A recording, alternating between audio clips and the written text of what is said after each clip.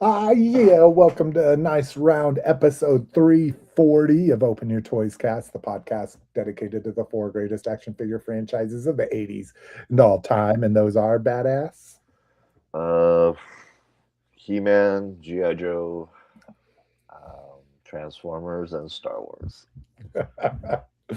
So you were all real excited for collecting nowadays. Well, we want you to kick it with us live here every other Sunday, even on holiday weekends. Unfortunately, Mr. Condor will not be able to join us today because he does have family stuff going on. So good for him.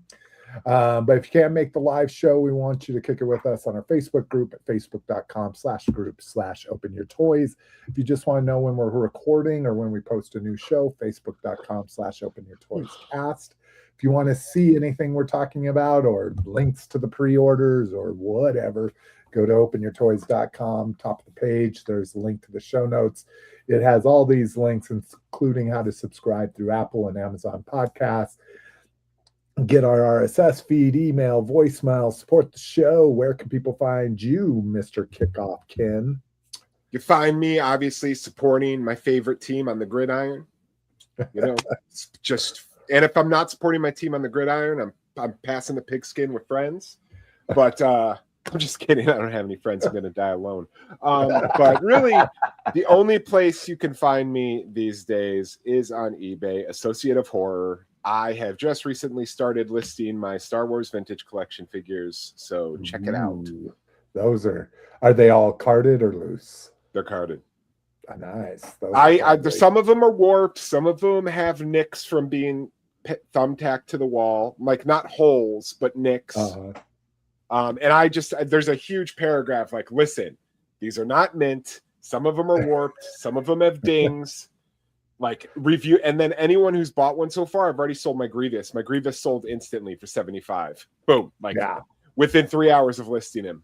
I sold the foil one for like 100 or something like that. Like it was super fast. And if anyone buys one, I send them a message like, "Thanks for your purchase. I just want to confirm you looked at every single photo and that you are okay with the condition." And everyone's been real cool. They're like, "No, dude, it's cool. Half mine are falling off the card anyway." And then one guy's responded, "I'm opening these. I don't give a shit." I was like, "Cool, dude." You're like, there's a buyer after my own heart. So, yep, I'm gonna be selling all my vintage collection figures, even the Target 3-packs, just because I just want my vintage collection to be actual vintage figures. I bought them because they gave me nostalgic feels. Not to use that word I hate so much, the feels. Because of the vintage card art, but now it's so ubiquitous that like it no longer gives me the warmth it once did. So they can all go. 172 of them or something. Something ridiculous. Mord and Badass, you're not really on the onlines anymore either, are you? No, I'm just here on the show. Yeah. Sweet. If you ever have a message, you can drop it in our group and we'll make sure it gets to them. Sweet. If you want to find me, facebook.com/openyourtoys, at Slick McFavorite on the gram, or eBay/STR/Slick McFavorite Toys. So, is STR store?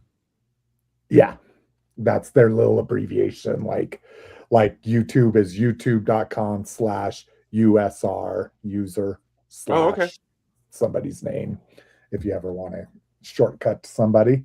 Looks like we got Cowabunga Dude as always with us. Welcome. What's that?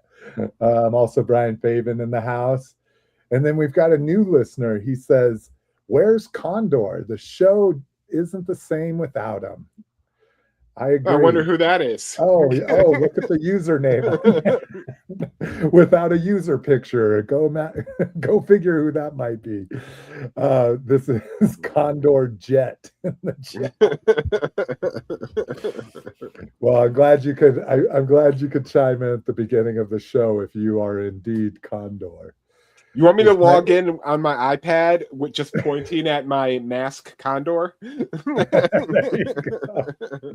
Well, who knows? We might have a Lucas James incident here all over again. Oh, that would be funny. When we had our co-host Lucas James, and then we had another actual Lucas James join the cast. All right. Sweet. What are we drinking? Drinking something Canadian badass? No, I'm drinking Country Time lemonade out of my Star Wars cup. Hell yeah. You know, I drink now because I have to, after my colonoscopy, I have to increase fiber. So I got a jar of Metamucil, like the orange stuff that tastes like Tang. Literally gonna say, I told you, get the gummies, man. Get the gummies. But what's cool, I specifically use my Burger King Star Wars glass to pour it in and stir it around. That's what I drink my fiber out of. Nice. It's a Return of the Jedi Burger King glass. It's the one with the Emperor. That's the series I have. Is the Return of the Jedi. That was when I was full bore. Like, Mom, we have to get all these glasses. Yeah, mine's the Empires from Burger King.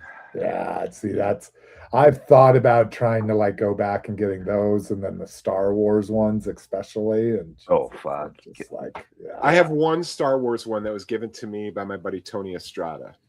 No, that's nice. Mm-hmm. Any relationship to Eric? No. Eric Estrada. All right. Well, my evil plan worked. Calling out AAA, he immediately texted after the show, like, I'm listening. Oh, sorry. I'm drinking unsweetened iced tea because I don't got to be up in the morning. You know what I'm saying? Oh, nice. So you can have some caffeine in your system. Oh, I didn't even say what I'm drinking. In my beautiful alien cup here. Nice. Which I continue to be impressed with. This goes in the washing machine, the dishwasher. I was going to say, dude, that's going to break. And it's still holding up, man. This thing has probably been What is that, Super 7? Yeah. Yes, Super 7. And it is freaking amazing. It is Ghost Pepper Lemonade. It is so goddamn good. And is it alcoholic? So goddamn spicy. No, non-alcoholic. Whoa, is everything okay? I was going to say, they're going to ask me. I'm still taking shots, trust me. Okay. But I didn't have. He's going to be wreckish by the end of the show. As you could tell by our late start, I didn't have time to stop at the liquor store. I just assumed we were late because you were stopping at the liquor store. No, it's fucking what's making me so late. You know, people at home see we're a little late, but you guys see we're a lot late, or I'm a lot late. Is because we're doing soccer right now, and we literally have to build 2 big soccer goals that are like the most, you know, if you've ever gone tent camping, you know, the poles that, you know, have like drawstring in them, and you got to build snap them all together. And then fish them through and all of that. And dude, nets are just I can put up my 10-person tent by myself faster than I can put up a goal with an assistant coach. Like, it just takes forever, and then the taking down takes forever too. So I told you, dude, being late. When you build that Waterworld Trimaran, those nets are gonna fucking age you at least 5 years. It sucks. I know, I feel you. I'm still trying to find space for it. I haven't packed it away yet. Just kick your daughter out of her bedroom. That should be enough room. All right. So speaking of which, so calling out AAA, he messaged right after the show, like, I still listen to the show. I may not comment or anything. So he was listening while we were calling him out, and he provided us a listener question. Let me remove the video and let me add the show notes, share screen, this window. All right. So AAA writes in, does doing the show make you buy more toys, or it doesn't matter regardless if you're doing a toy podcast show or not. You'll still be buying the same amount of toys. From my experience, it makes hosts buy less toys, i.e. quit collecting, i.e. Rock, Vern, let's see, who else is how many people we lost to the show? I don't know if Swage still collects. I bet he doesn't. Kickoff Ken has reduced dramatically. Like, what would you say? You collect 99% less than you used to? Would you say that? I would say that's a pretty good. I mean, I've wholesale completely dropped entire lines and then liquidated those lines, i.e. Star Wars, or I haven't liquidated Star Wars Black Series yet, but will be. But like G.I. Joe Classified, all gone. Every single figure I owned is gone. That's crazy, really. So you got through all of them. Well, the only one I just kept vintage Duke, or vintage, the retro carded Duke out of this package because I like him. So yeah. Well, Duke was your first character, but not the version 1, version 2, right? Tiger Force Duke was not your first, but your Duke. I had Tiger Force Duke. I loved Tiger Force Duke. I bought him at Child World, Children's Palace, RIP. But my Duke will always be Duke 3, the Duke that on the card back is riding a missile launcher. Yeah. Mechanical bull. That might be my favorite vintage Joe. Legend. But no, my favorite Joe when I was a little kid was Flint. Oh, interesting. With his shotgun. Yep. Which I thought was a giant flintlock. Yeah. I think he did, yeah. Yes, he did. Okay. I was going to say, that doesn't seem like just one shotgun doesn't seem like enough accessories. All right. Absolute Collecting is in the house. Ooh, nice. He's been opening and shelving toys all day. That's what I like to hear. That's about the best way to spend your vacation. Long holiday weekend. Okay, sorry, I answered for everybody. So Kickoff Ken, since you cut your collecting down, I wouldn't say would you say it's the podcast? Would you say it's coming on here every other week and hearing somebody that obviously has an addiction problem but won't address it to the level you feel you should be addressing it? That is it me that's making everyone stop collecting? Yes. What about you, Badass? More or less because of the podcast itself? No, I'd say I'm the same. I would be collecting regardless if I was here or not. Yeah. I'm going to say regardless as well. I think the big thing, like if I were to ever stop the show, then I think I would stop being so dedicated to checking the news all the time. And then as soon as you're not following the news, then you're missing exclusives and stuff that'll sell out. And then at that point, you're really going back to like pre-internet days, right? When you just found things in the store or you found things at a show or something like that. Which is like far and few these days. Yeah. Oh, yeah, exactly. I mean, I do miss convincing your parents to take you to Toys R Us. Like you got your allowance and you walk in and there are like four different lines you had no idea existed. Yeah. And you're like, there's fucking Shadow figures? Yeah. There's fucking Stargate figures? I think you're right. That is kind of an interesting thing that we're just never surprised. I would say, and this wasn't that long ago, this is like 2 months ago, like those Armosaurs that we talked about 2 months ago, those were a surprise. And now they're hitting Walmarts too. Now they have all of the dinosaurs, including the 2 raptors and all this kind of stuff. So like that was fun. Like, oh, holy shit. And I went home and I watched the show. And the show sucked balls, and so now I don't have any reason to buy the toys. I bought one $10 figure. It was fun, and I don't need to spend $200 on, dinosaurs that are, 1.5 feet by 2.5 feet, And as we know, that my kryptonite, or not my kryptonite, let's say my rage bait, is when Slick says, I wasn't going to collect this line. Yeah, but that was a focus. One of them was 20% off, so I bought 9 of them. Yeah. And I'm returning free. Yeah, I believe that happened last with Dune.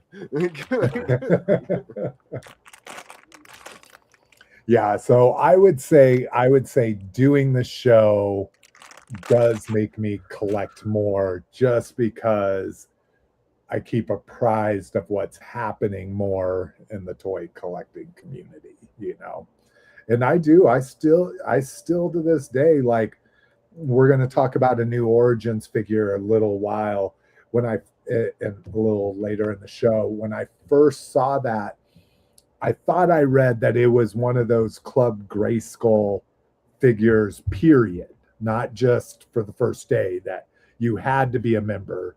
And my membership just ran out 3 days ago, and I was like, I'm not going to renew that. It wasn't worth it.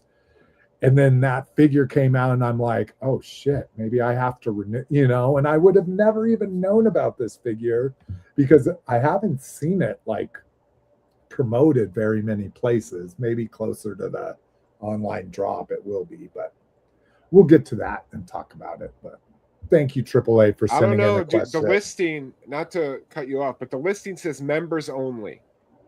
For the first day is what Toy News Eye at least was saying. So we'll see. Are you still a Club Grayskull? I may have you ordered. No, it expired.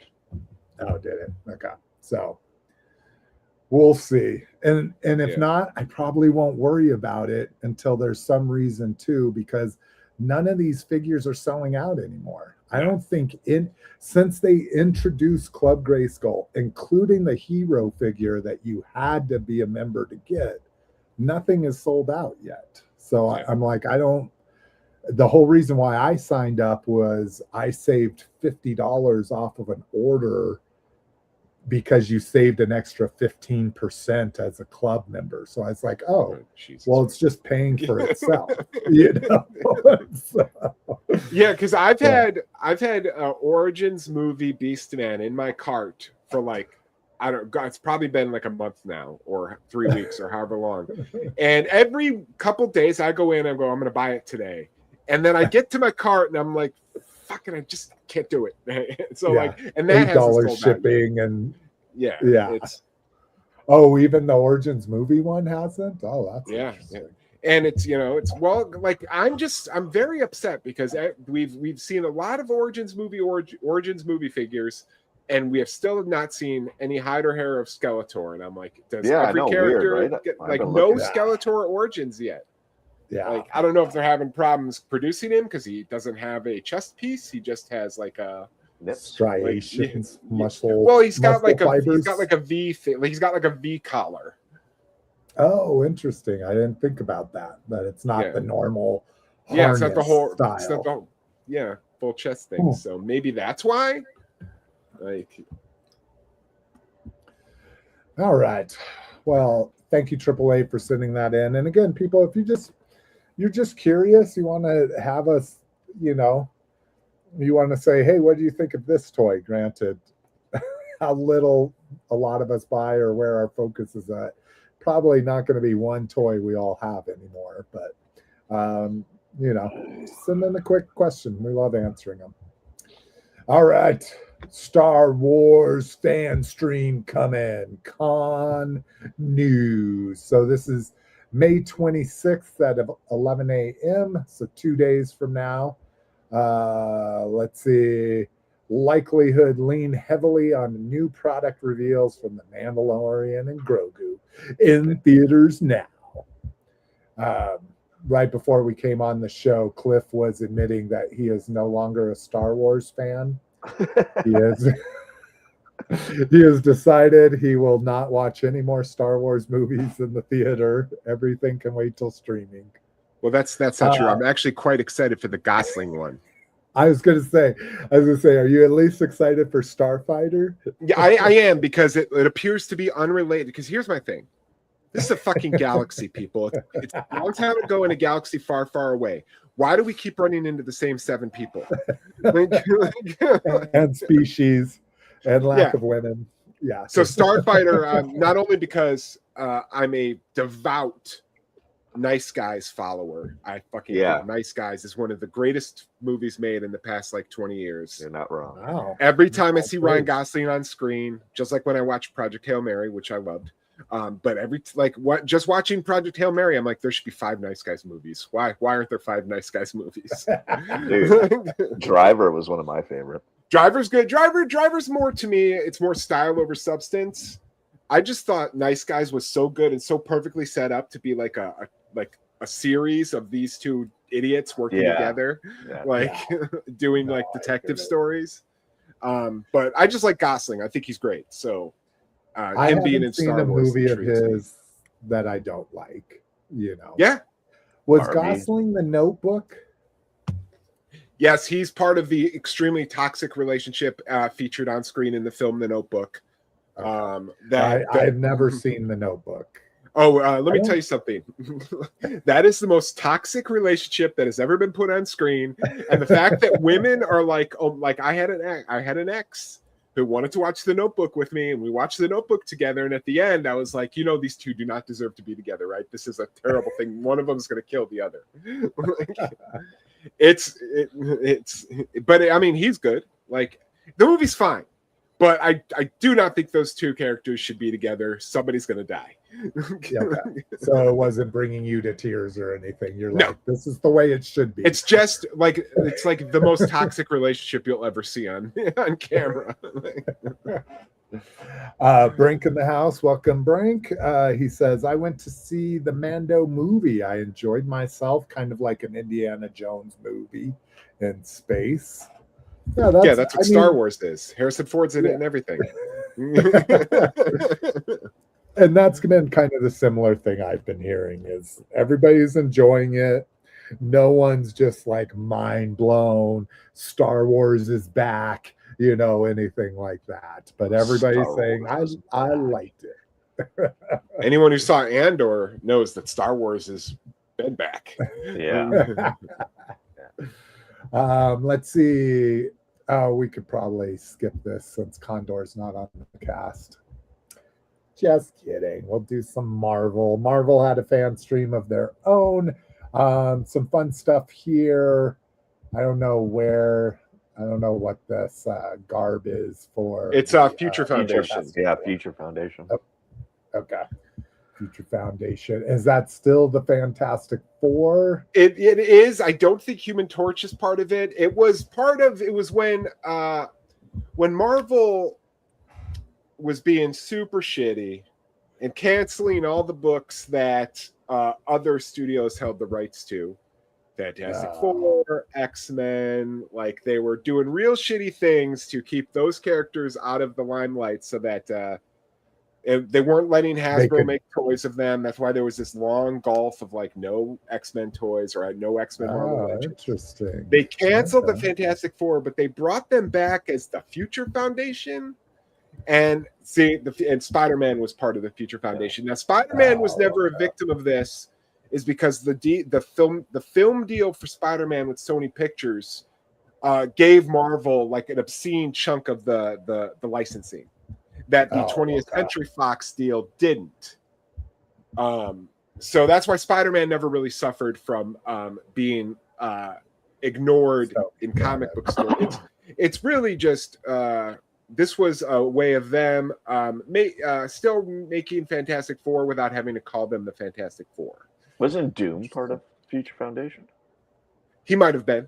I don't really. I never read it. I only know it as like this super shitty thing that Marvel did to fuck over any of the licenses 20th Century Fox had. Fair enough. So I never read it. And then something that went on Jomo, wasn't an instant pre-order for me, was the Hulk 2099. I've never been a huge fan of this design, but like I say, being a Hulk collector, it's on Jomo. Really? Like, I like to buy Yeah. Hulks too. I'm totally on board. I support your Mhm. Hulk focus. But none of the 2099 characters never did anything for me. Yeah, they were terrible. Yeah. I always Iron thought they Man, looked, they all looked like X-Men, Iron Man, Punisher, Hulk. I didn't think any of them looked cool. I think there's Yeah. a Ghost Rider too, right? Isn't there a Ghost Rider? Yeah, too? there's a Ghost Rider. There's Spider-Man. There's all of that. Yeah, I never liked any of the designs. So this would be an easy pass for me because it's not the Hulk. Yeah. It's Hulk 2099. This I'm kind of excited to see, and I think I'm gonna start my X-Men collecting based on this. So I've always done Wolverine and Sentinels, like all the blue and yellow Wolverines and all the Sentinels.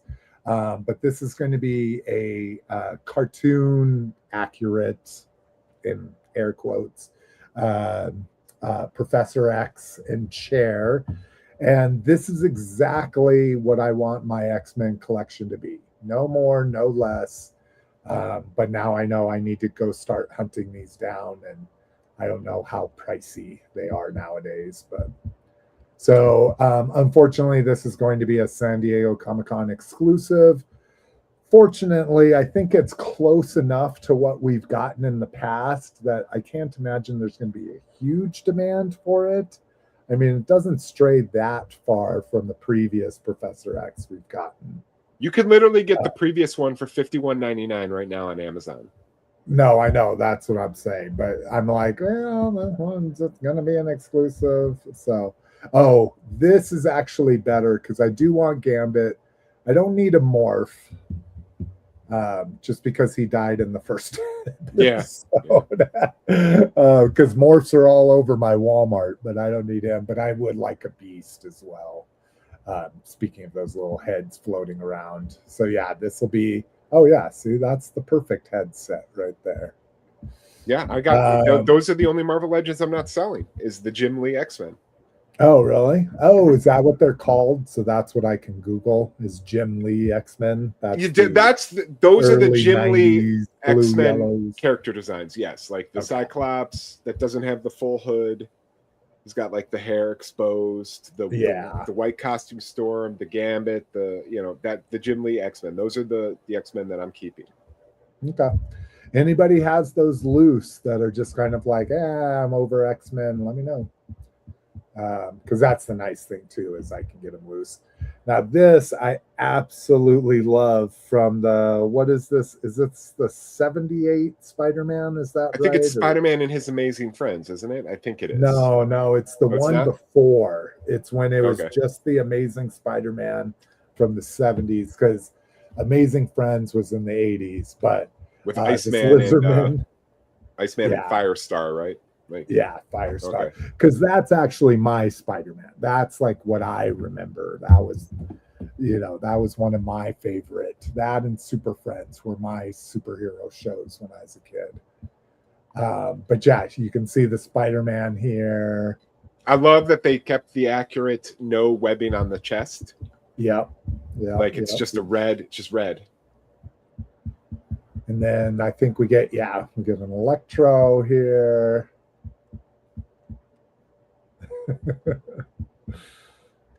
And I guess that's all we got. But while I love that Lizard Man, I'm not going to be getting it or anything.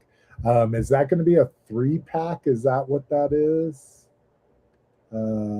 Spider-Man, $84. Yeah, that's got. Oh yeah, Spider-Man, Lizard, and Electro. And then what's that? Yeah, see that Charles Xavier. The one that was previous released, was that just Professor X in his chair, or did it have another figure with it? Just Professor X in his chair. It comes with Build-A-Figure piece. It's like, if I remember correctly, it's like an ape wearing a fez, or like a giant monkey wearing a fez. Hold on, I might still have it pulled up on my Amazon. It might say who it is. Well, I think Beast wore a fez at one point. It's not Beast, trust me. Oh, okay.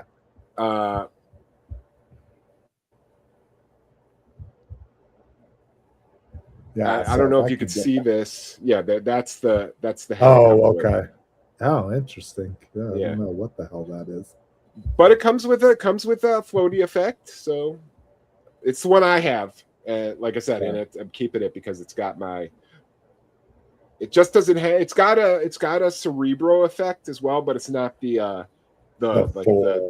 circles. It almost looks like white smoke here. Let's see. Oh, interesting. I actually like that one a little bit better than the. You can get it right now on Amazon for the same price, $51. This is kind of awesome. Creative Beast Studios, the people that have done Beasts of the Mesozoic, the super highly detailed dinosaur figures, and then they moved into the Cyberzoic, which was dinosaurs, Ice Age beasts like mammoths and saber-tooth, and even dragons that people could ride and stuff, a la Dino Riders. They just released their PowerCon exclusive. Extremely limited PowerCon's MOTU Fest. Oh, interesting. I didn't realize. Oh no. Okay, never mind. Sorry. We'll get. I'm going off track here. Anyways, this is a special 2-pack homage for He-Man fans, and dun dun dun dun. It's Tila and Battlecat. Yeah, I love it. So this was the original homage was to Ice Age's Dino Riders, Ice Age, Saber-Tooth Tiger, and Female Rider, which I got that homage from their Kickstarter. But this one is painted like Battlecat and Tila and looks absolutely amazing. So this is I want to say it's a 6-inch figure, but now I can't remember. It might be 4-inch. Thinking of the box, and I'm thinking it's 4-inch. But anyways, you can see all the armor here, the different paint or different heads and paws for Battlecat there. But this is pretty amazing. They do say extremely limited exclusive, so not sure what that's going to mean. But yeah, if you've ever had any experience with Creative Beast Studios, they make some amazing toys, just a little pricey. Doesn't look like they've released a price on this. The Kickstarter price for the Dino Riders homage, which is the same stuff, was $110. So I'd imagine this is going to be at least somewhere around $150 if it's going to be limited edition. All right. Target Geek Out's coming this summer. This was brought up in McFarlane Toys Show episode 13. And while we knew there was going to be a summer Geek Out, well, we pretty much could assume there was going to be a summer Geek Out. What makes this kind of interesting is McFarlane was showing off their new sports figures, and not those statues. These are actually articulated figures. We get Troy Aikman, Jerry Rice. Oh, I know both of them. That's Larry Bird. Larry Bird. There oh my God. Who's this? That's probably Magic Johnson, 32. Yeah. Not a great head, not a great portrait. Doesn't look anything like him, but I know he was 32 because of his war with Michael Jordan. It was always funny to me that it was 23 versus 32. 32. And these are kind of interesting because they are introducing magnets in the hands and the balls. Oh, so that's how the ball is staying in the hands in all of these pictures. So it'll just drag down the center of gravity, and so the ball will stay, but the figure will fall because of Fairlane's toe joints will always fail.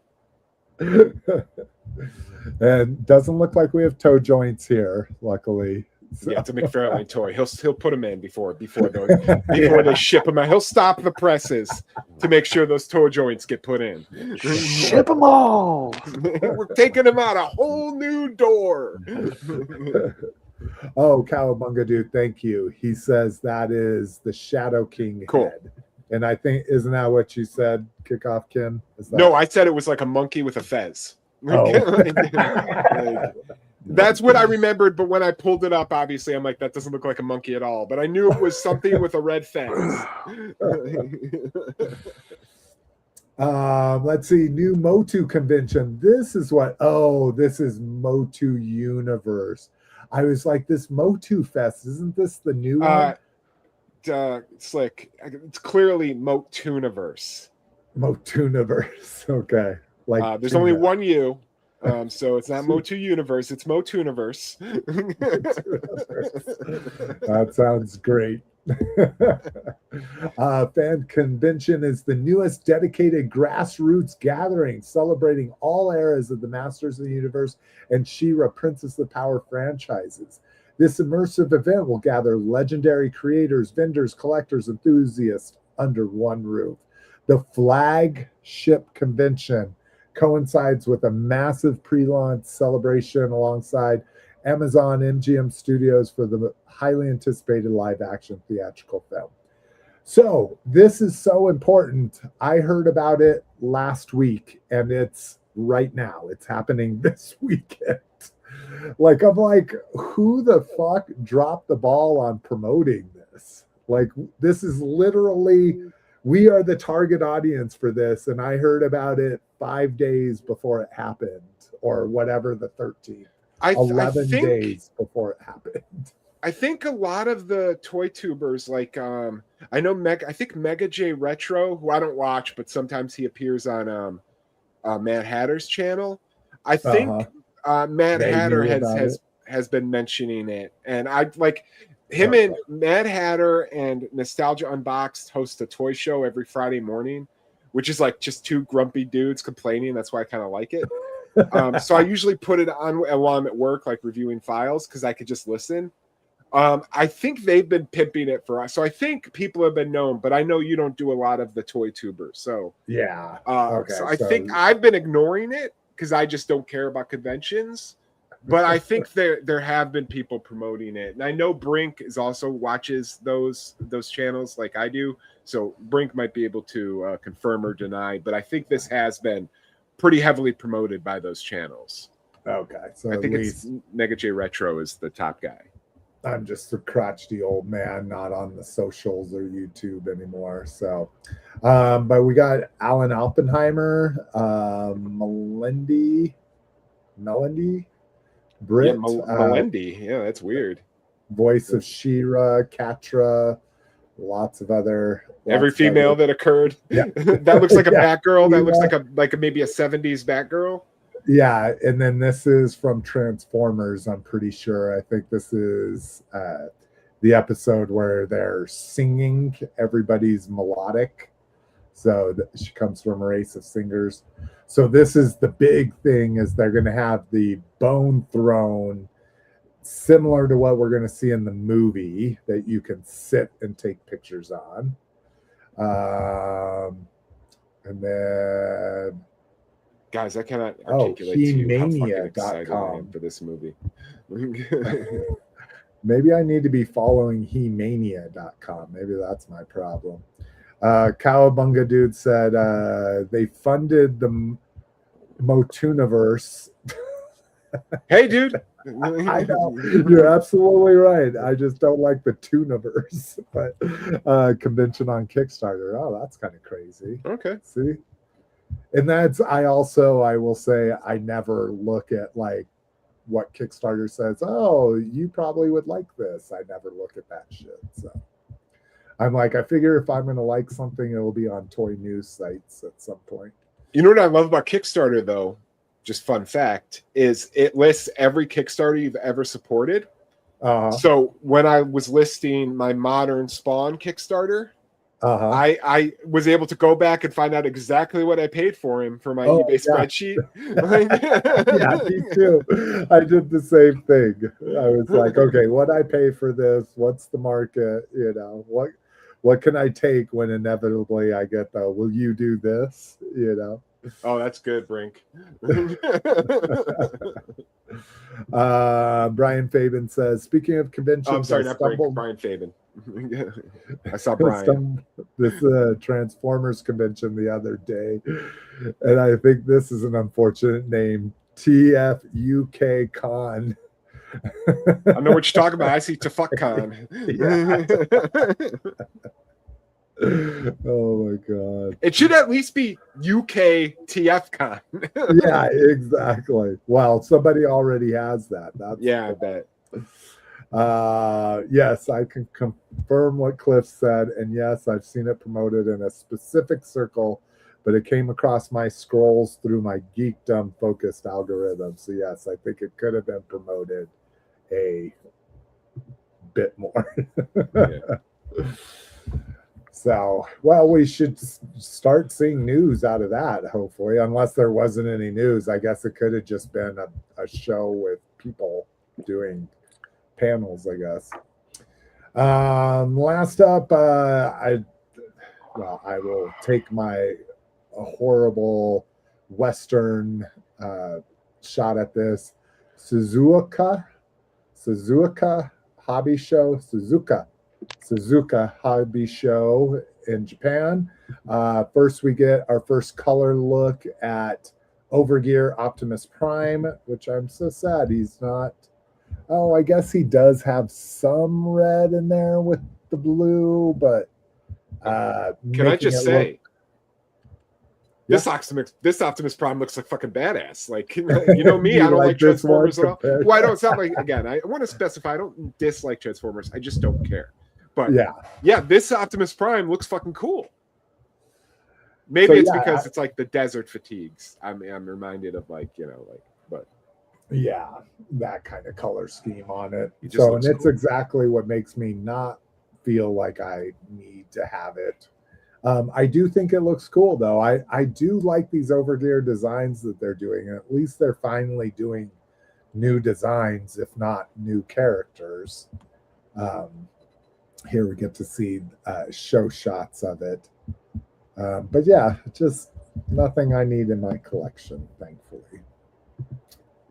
Let's see, Dark Designs Masterpiece Rhinox, or what they're calling Decepticon Rhinox here. This is from one episode of the Beast Wars, where Rhinox has an evil double.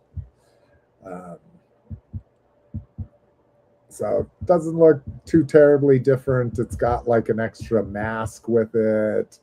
That head, or I don't know if it's a separate mask, but it looks like the casing around the head closes for the evil head on it. But tell you the truth, it's been so long since I've seen Beast Wars, I don't even remember that episode. Machina Adamas, or Adamas Machina Star Saber revealed. So I've been kind of enjoying this line. Haven't purchased anything from it, but I do kind of like how it's a stylized version. Again, not new characters, but at least new designs for them. Very Gundam style-esque here. Yeah, it's definitely got screaming Gundam. Yeah. And do they not show his alt mode at all? I guess not. So all of these transform, so we'll be probably seeing an alt mode eventually there. And who is Star Saber? Is that a character I should know, or is that a third-party name for a? No, it's a big character, Japanese only Autobot leader from a series that never premiered here. And I think it's Victory is when he first shows up. But yeah, something we never saw, that was never released here in the States. Got it. That, you know, just Japanese Transformer fans of all iterations like. Beast Wars 2 Galvatron. So I believe, is this the one that's supposed to be the car? Doesn't look like it would turn into a car, but yeah, it almost looks like it would turn into a bird. Yeah, or something with feathers. Yeah, does look like it kind of has. Yeah, I don't know. Again, never watched. I watched Beast Machines, but I never watched Beast Wars 2 because it was Japanese only. All right.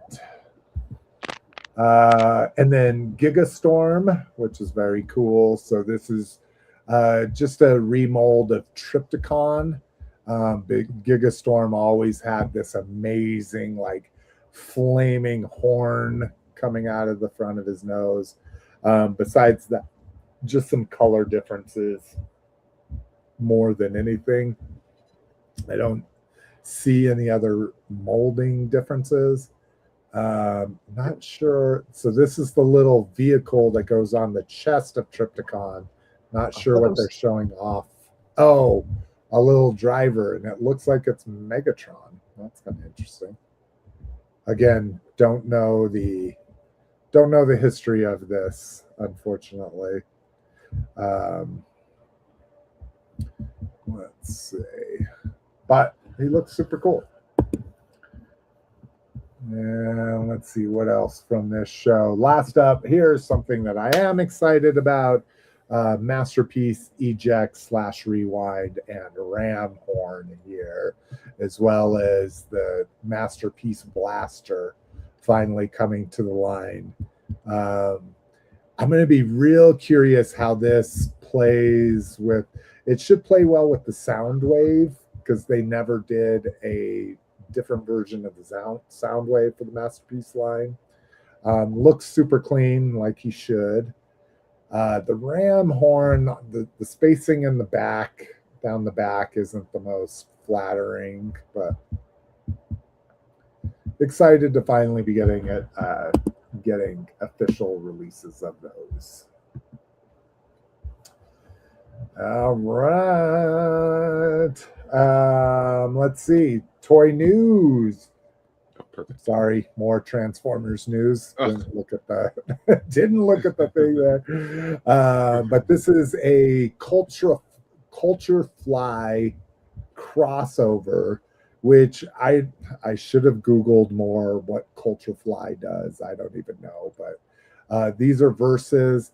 What makes these kind of cool is, one, they have the rub signs on them, but they really kind of have those like Battle Beast proportions, and with the rub signs, that's what very Battle Beast. Yeah, it makes me feel like those Battle Beast 2-packs that we used to get back in the day. So you get Prime and Megatron, Prowl and Starscream, and RC and Shockwave for some reason. I'm not sure. Probably because purple and pink. Oh yeah, there you go. The colors. I like that. Takes an outsider to see what's smacking us right in the face.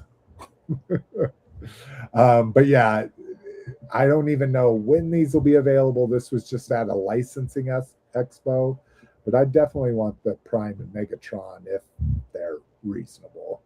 If CultureFly isn't some crazy, like, hyper expensive boutique company. All right. New Reaction Plus. So they're continuing. So these are all comic, right? Well, so first we'll do the top line first here. Deep Six looking like, what was the guy that came with the little boogie board? Oh, Pathfinder. No, Muskrat. Muskrat. So Deep Six looking really like Muskrat, in my opinion. Yeah, like what the, like, you put him in a giant diving suit, or you don't give us Deep Six at all. Yeah. But I assume this is how he appeared in a comic somewhere. I guess so, yeah. I don't recall it, but sure. Yeah. And then we get a straight Lady J, which looking very Filmation. Had a hat on it, right? Didn't she wear a hat in the card art? Yeah. So this is very similar to her card art, but just Filmation, Lady Joe. Not is it? Not it's not Filmation. It's whatever the cartoon is. Sunbow. Yeah. All right. Oh, there we go. That's a good looking figure though, and so is this one. Yeah, this art looks dope. Yeah, this Lady J I'm actually impressed with, even though I'd never buy it. So this is definitely the comic Zartan, because I literally just sold the comic 2-pack where the comic 3-pack where the Zartan looks exactly like this. So, but yeah, he looks good too. And his skin changes color if you see the burst. Oh yeah, UV color changing skin. And then this, we never got these, right? Is this just kind of like what ifs or something? We had a Ninja Force Snake Eyes. He did not look like this. Yeah, that didn't look like a Mortal Kombat ninja. But let's give Super 7 their flowers here by not only mimicking the card art, but also putting the accessories on sprues. Yeah. Like the Ninja Force did. An excessive amount too. Yeah. Yeah. And like I say, I like the look of this figure. Again, I didn't know if it was from something I just wasn't familiar with. And then I also like this Cobra Commander figure too. Again, why he's a ninja, and I guess that's not for us to ask, but it's none of our business what Cobra Commander does. So these are cool. Our big Joe collector badass. Yeah. Do you get any of the Reaction Plus or? Yeah, I cherry pick it. I don't too happy about, but no, I cherry pick it. I'm not all in on it by any means. I definitely won't be getting either one of those Ninja Force guys. That's for sure. You will not. No, because I don't even know what they are. Like I think that's made up shit. Yeah. So. Yeah. Right. The Lady J, good probably. The Zartan, most likely. The Deep Six, get the fuck out of here. Yeah, I don't quite get the Deep Like Six. if he's not in that giant, bulbous fucking dive suit, I'm out. So. Or in any dive suit, because Deep Six version 2, which I also had, he was kind of in that green and blue dive. It was much more. He was an actual O-ring figure.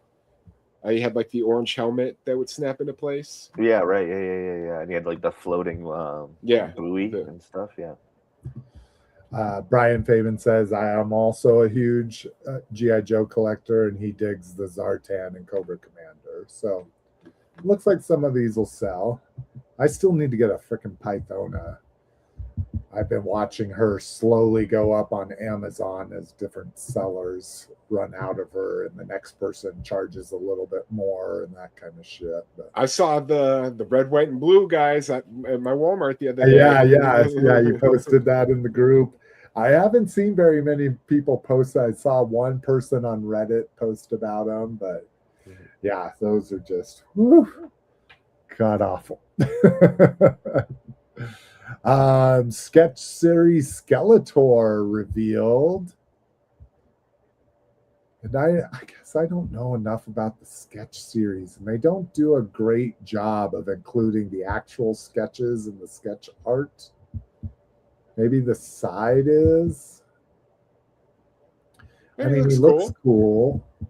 I definitely recognize that weird, like, pointed hood and stuff. But yeah. I mean, why are they even doing these? I mean, they already won with Man at Arms. I mean, why make more?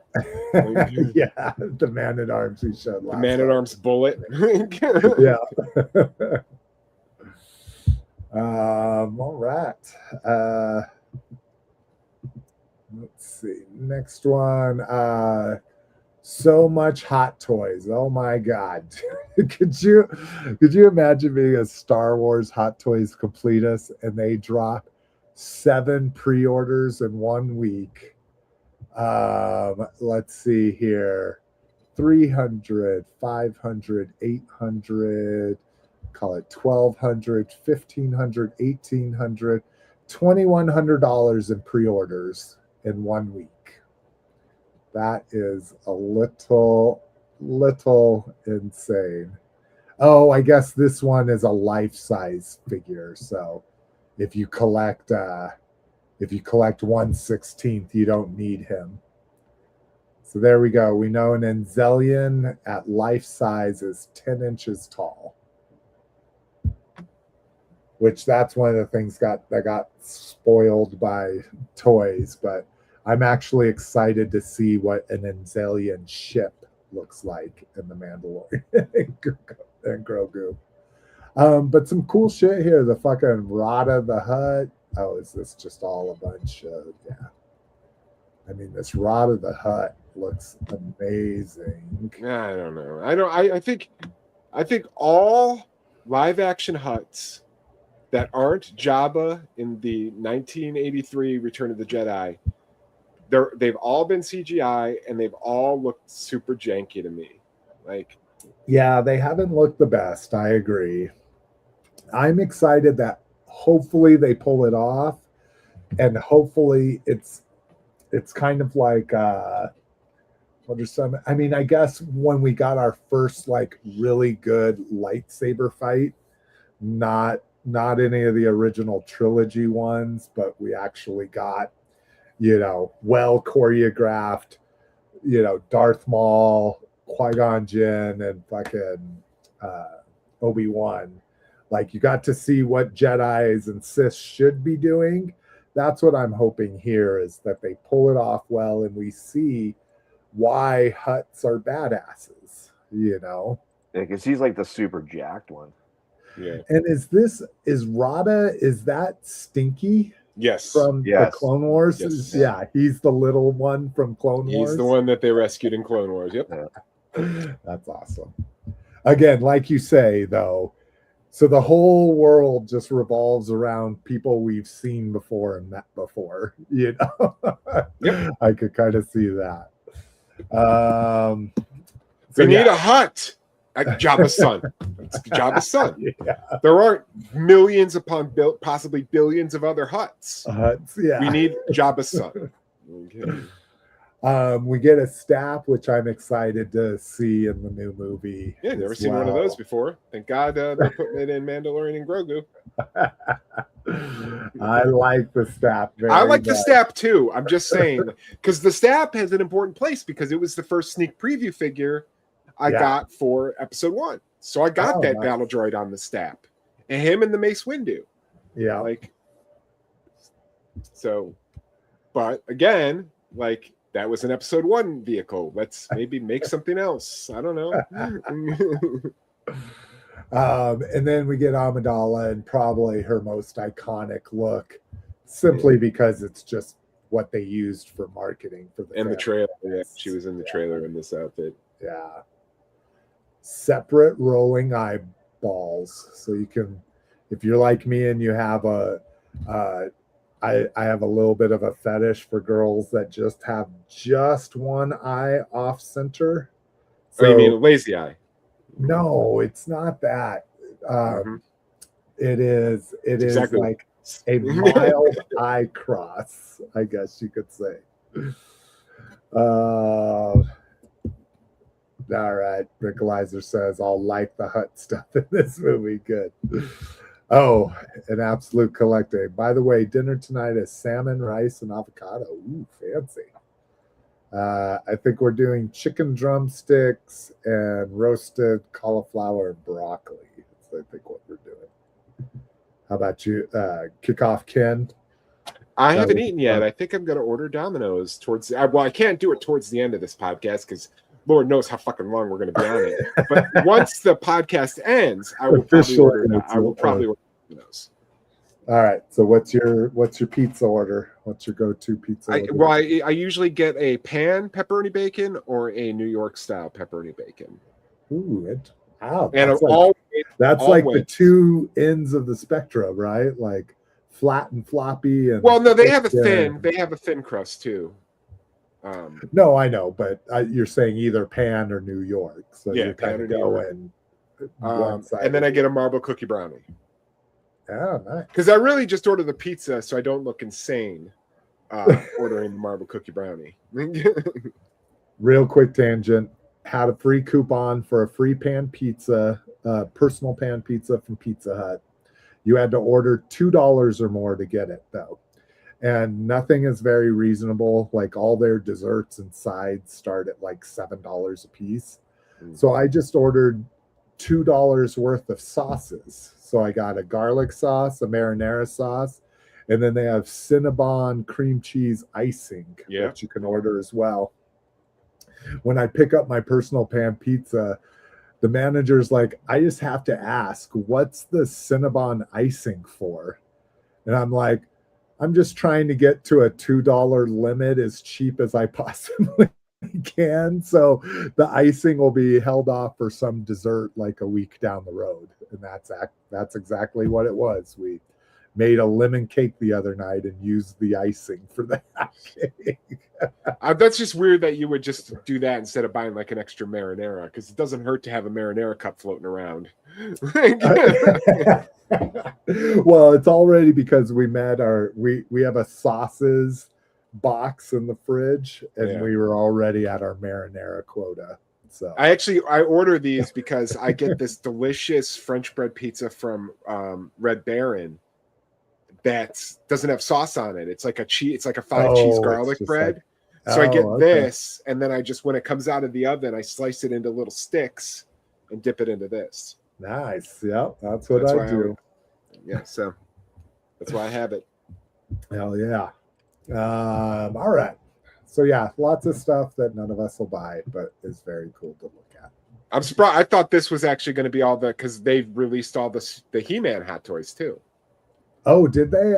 I never saw any news article. Yeah, He-Man and Skeletor. I saw the tease. That's what I saw. I didn't click on it though because I don't care about Hot Toys. So maybe it was just teases. Yeah, we haven't. But there's going to be a He-Man and a Skeletor. That's why I excluded it. I was like, I'll include it when there's actually more to show than a darkened photo, you know. But here we go. Here's Commander Thunderwing for Transformers, and there's not even a tease. There's just a listing for it. So again, something I have really no connection to. So this will be an easy.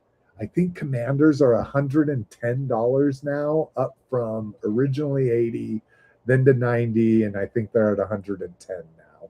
So this will be an easy $110. I'll be able to skip. Origins. All right. So Mossman and Ram Man up here.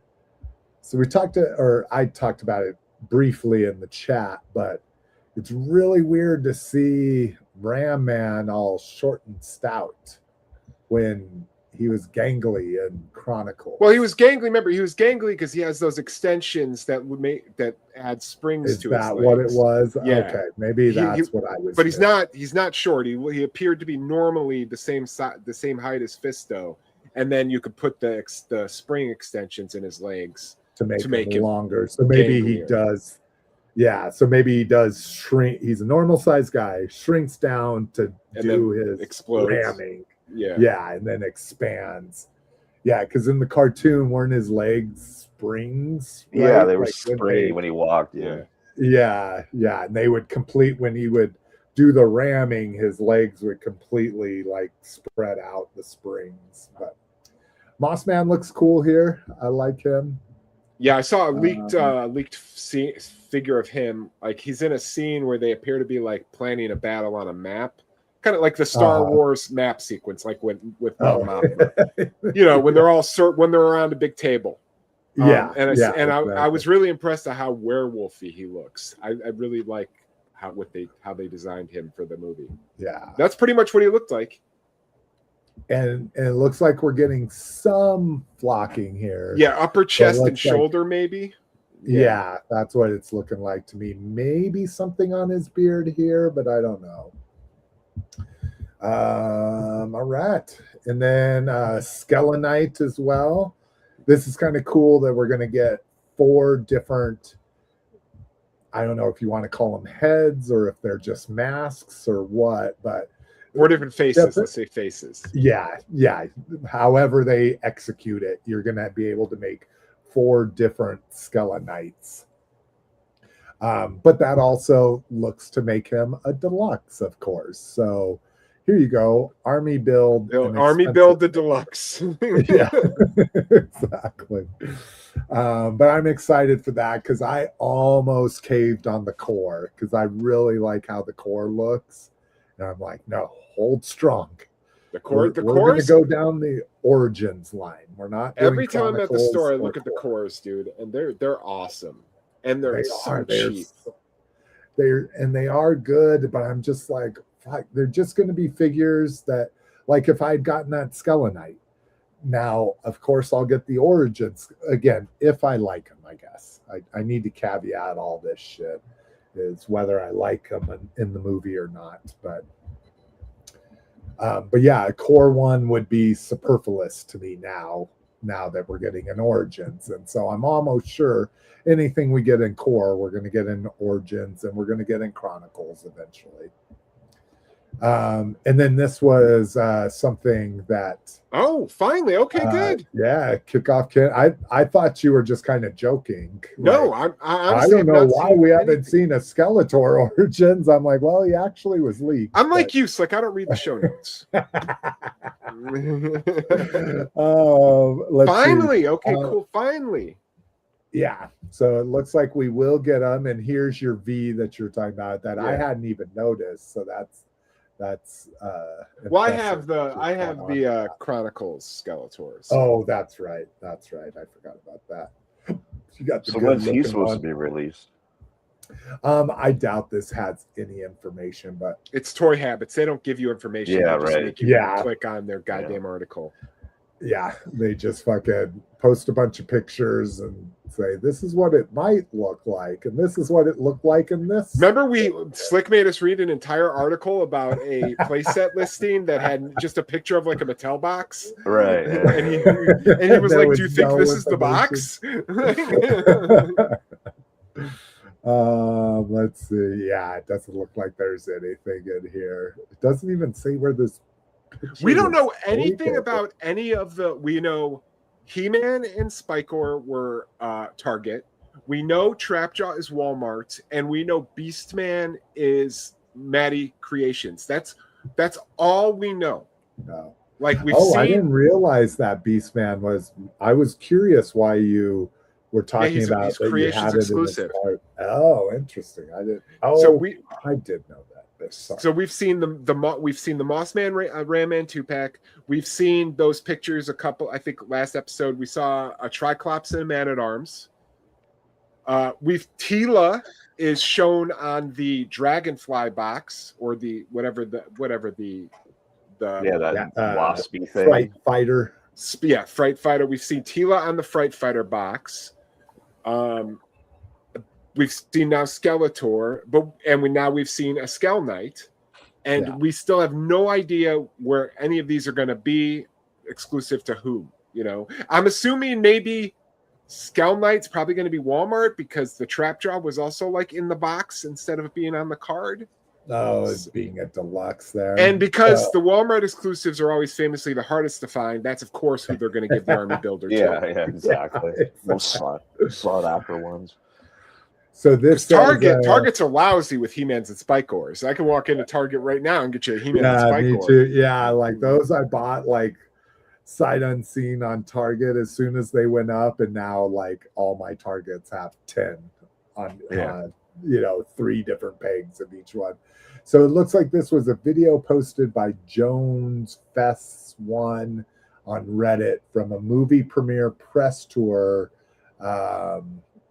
Is where this picture came from. It's actually a screenshot from a video, which... Oh, we've also seen Roboto. Sorry. We've also seen Roboto. Yeah, he was... Yeah, the Origins Roboto was the Page's banner for the last 2 weeks. All right. New Actionverse. Again, just had to throw this in there because Rada was... I saw Embo on Twitter too. Oh, really? Yeah. Oh, that's cool. Yak Face's Twitter posted a picture of the Actionverse Embo. Okay. Yeah, and we talked about this in the secret chat too. I just can't do this. They just look too much like Power of the Force 2. You know, I know that's kind of why I like them. Oh, really? They give you that. I'm not going to get any of them, but I was looking at them at the store. I do like the fact that they're kind of jacked. So yeah, there's a nice little set there. Again, the stap with like the crazy like rim. Not that he's a remnant, but a remnant battle droid has got. Yeah, but he's like really. Yeah, he doesn't look like a battle droid though. He's got he's got weird proportions. Like I don't think he's a battle droid either. I think he's a person in a suit, like an AT-AT. Oh, interesting. Well, he definitely call has him a battle droid head. Hold on, let me see. I'll tell you what they call him. Okay. New Hot Wheels Transformers.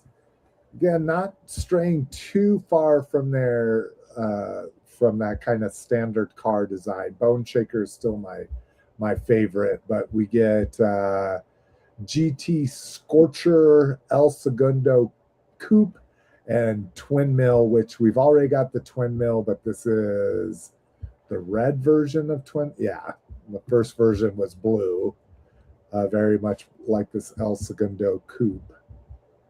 He's called a droid guard or guard droid. Guard droid. Yeah, and the reason why I thought he was a person is because he's wearing like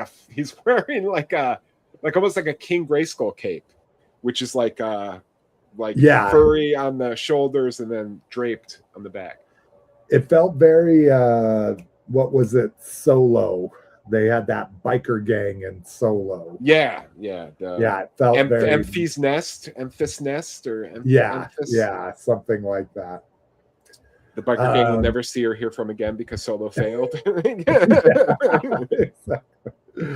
GT Scorcher looks pretty good. I like the ground effects on this car. I've always been a huge ground effects fan. I think that stems from being a lowrider fan.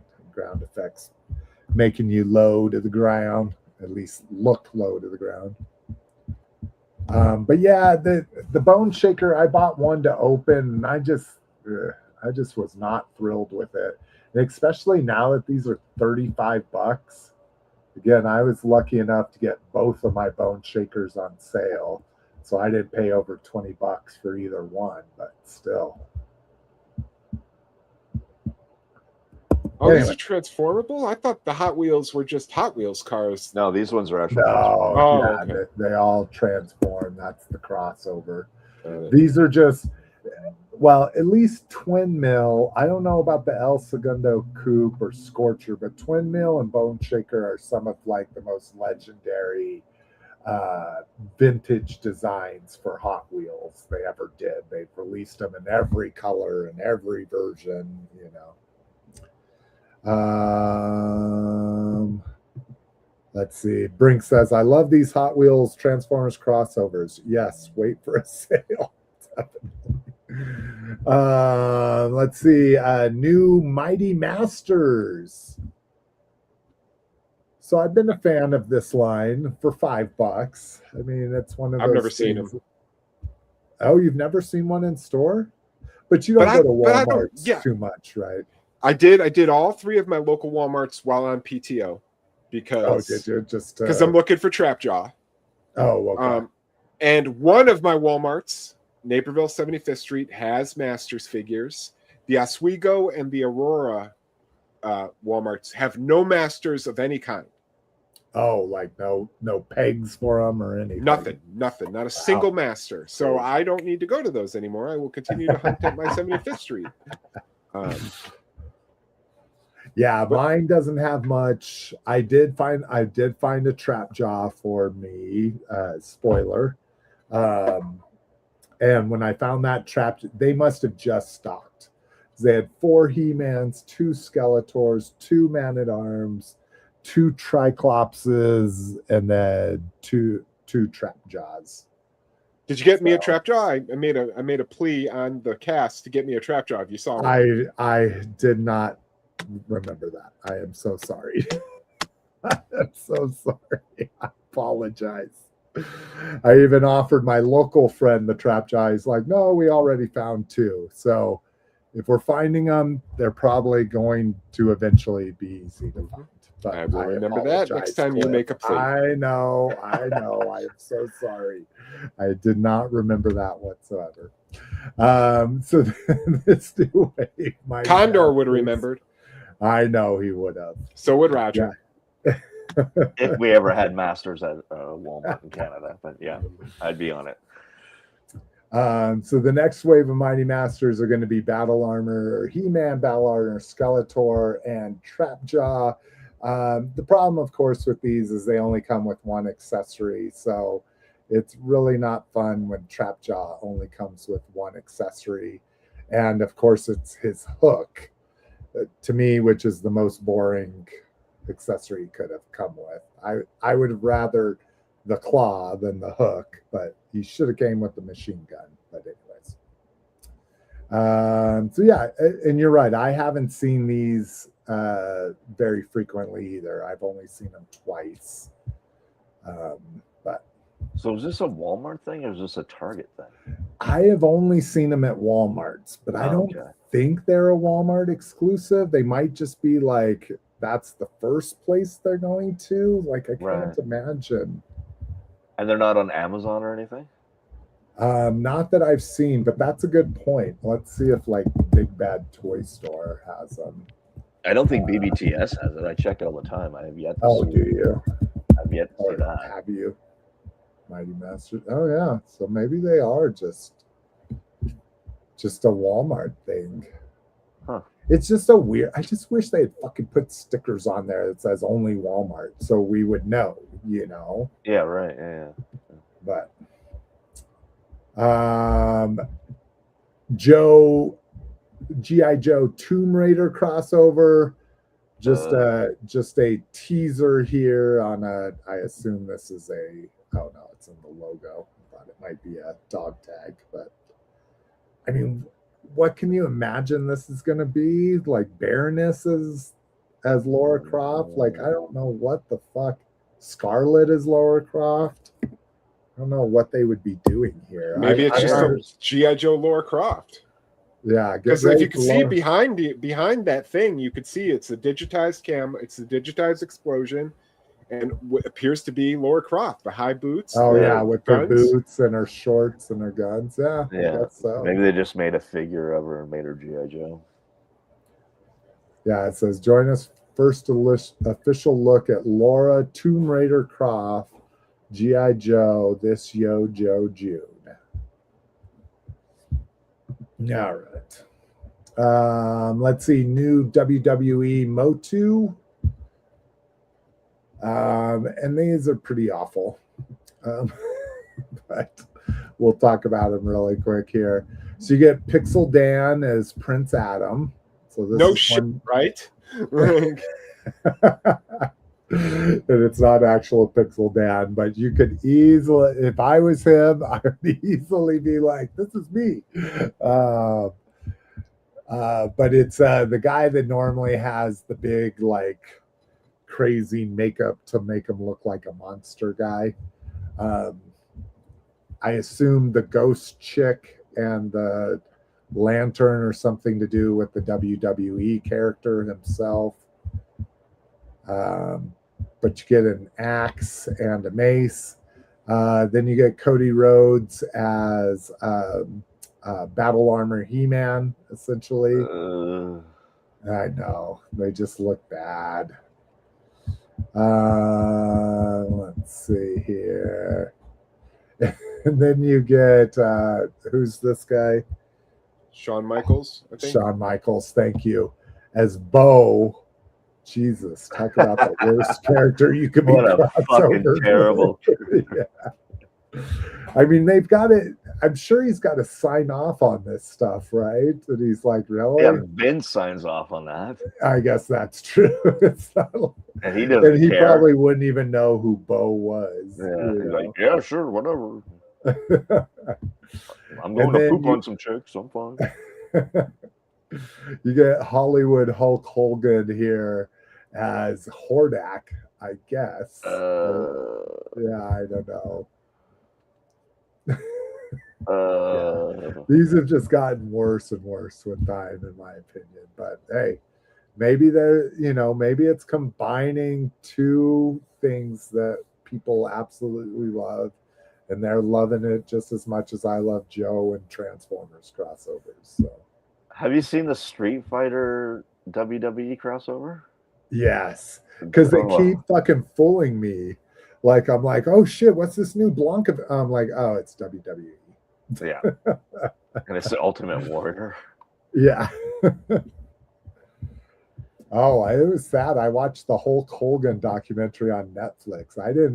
I never knew the Ultimate Warrior was like so disliked, and everybody just thought he was the worst. And in the company, not, people bought into the Ultimate Warrior thing as fans, but in the company, people are like, he couldn't act, he couldn't do anything, he made us all wait for him all the time, all this crazy shit. I'm like, oh, I did not realize that. Yeah, but you're taking this from Hulk Hogan. Like, come on. No, this was like have you not seen the Hulk Hogan Netflix doc? It's good. Me, I stopped before WWF was WWE. But it was interesting to find out about the whole WCW thing, and then the NWO and all of that. But yeah, the first time Hulk was supposed to retire is supposed to be Ultimate Warrior, and he had the look and the energy, and then they figured out he couldn't act. So he couldn't like pull off all of the interviews and all of that kind of stuff. And they have these outtakes of him like doing the same interview and it taking like 20 takes just because he can't remember his lines. He can't do it the way they want him to do it and all this. Well, he was all whacked out on cocaine. What the fuck do you expect? Yeah. Exactly. You're asking a lot from him. Let's see. Brinkalizer says, using classified technology to make Lara Croft is cool. Use these great figs to make other stuff too, kind of like they use Marvel Legends technology to make Crystar. Yeah, I agree. I'm not a Tomb Raider fan, so I could really give a shit whether they make a Lara Croft or not, but you're absolutely right. They have a good buck there to make a lot of good figures. Transformers selects in hand 3-pack. So you can tell it's animation because they have bright blue windows, I guess. But this is an in-hand shot of it. We got some teaser pics and stuff like that. So chance to get a regular Ironhide, which I don't know if they've done a standard Ironhide or just the battle damaged one that they did in the 2-packs. A Mirage, we've gotten this figure before, but they said they did remold the shoulder cannon so it actually will sit firmly on the shoulder. I guess people were talking about that you had to get like 3D printed parts to make his shoulder launcher work. And then everybody's favorite Smokescreen, the least favorite of all the Dotsons. Showing the feet of Ironhide and the top of Ironhide. So this must have been some Takara Tomy promotion video thing. And then we also get a look at the Sentinel pack. Hasbro China's live stream here. So the Sentinel pack comes with Sentinel Prime. I don't know why they don't ever show him in his alt mode besides the bottom of them. But I guess the big thing here is you're getting the Age of the Primes wheel of something, and then all the artifacts that come with it can plug into this. And I'm just like, I just don't have any connection to this shit to even care. So all the different 13 primes. Let's see. Why is that dude wearing sunglasses? That's how they do in China, bro. That is the coolest toy maker in China right there. That's the Linny of China. Oh, God. But yeah, we get to see the bottom of the Sentinel. I mean, I assume he looks like he's a remold of Tarn. So he's going to be some sort of tank, but they don't actually show the alt mode. So Who knows? All right. Next up, a new builder app for the Lego fans out there. This is actually kind of cool. If I click download now, it's just going to take me to Google for me. If you click it on an Apple device, it'll take you to the App Store, whatever Apple calls their thing. But what I like about this is the instructions now are going to be available via this app. But it's not just the instruction pages. What makes this cool is you're going to be able to take the instructions and spin the model on it.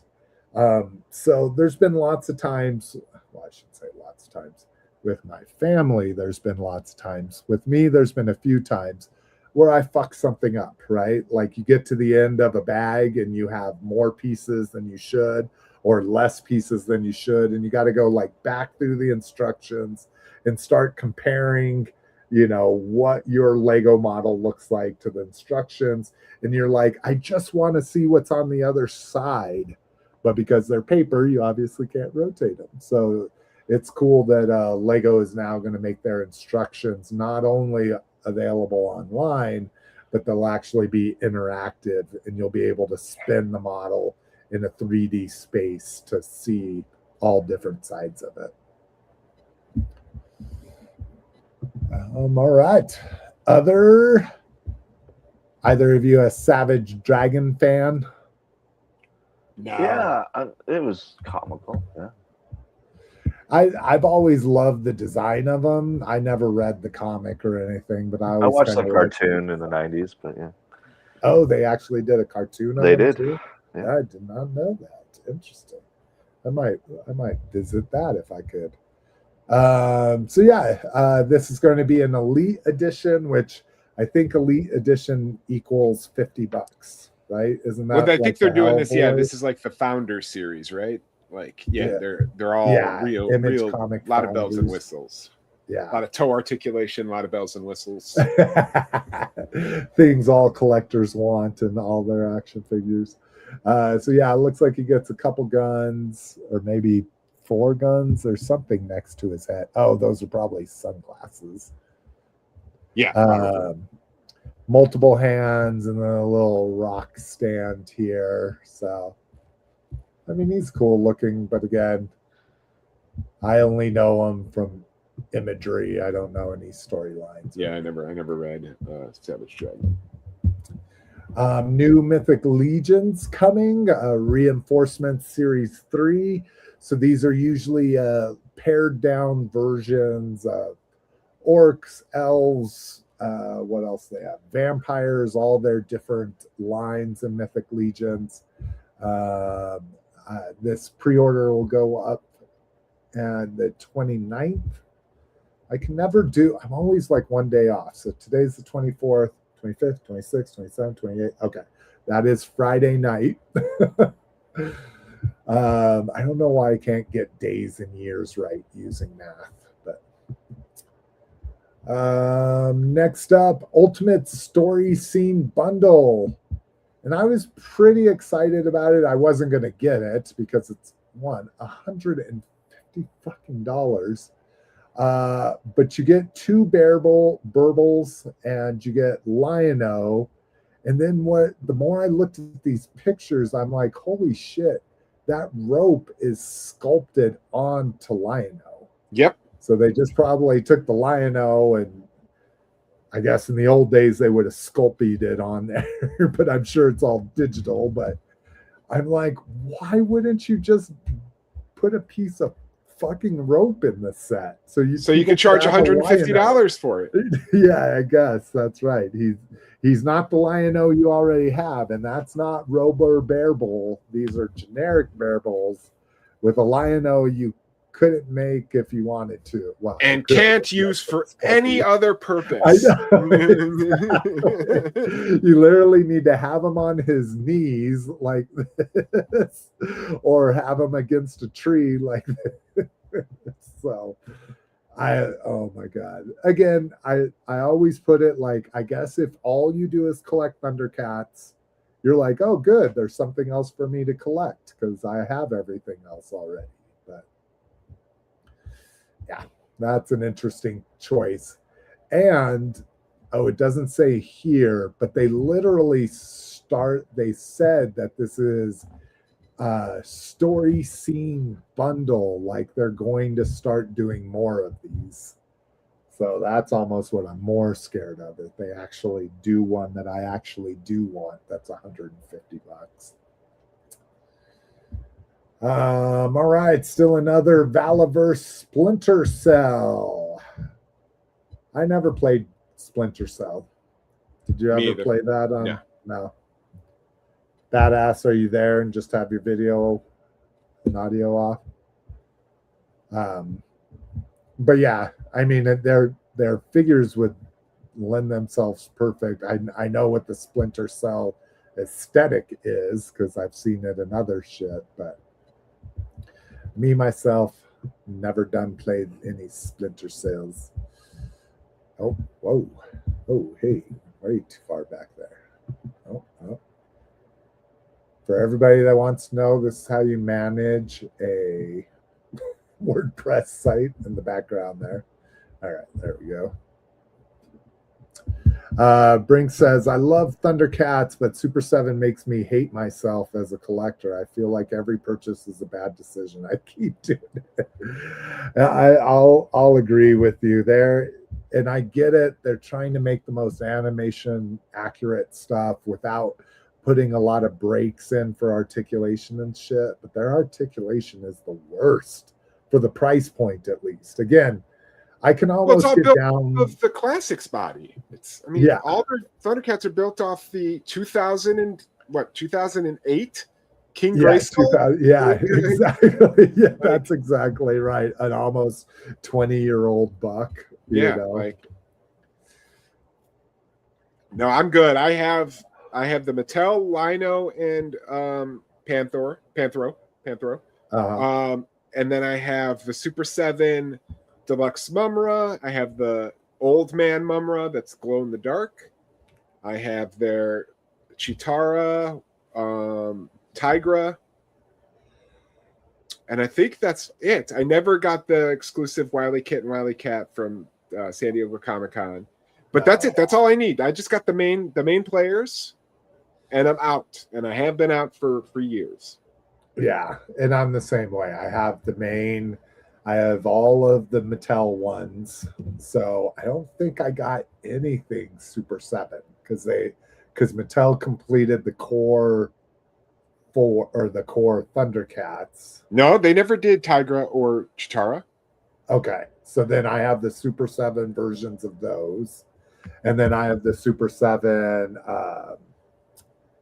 I have the Old Man Mumra, and then the actual Ever Living, and then I have the what did they call them? The mutants, the 4 core mutants.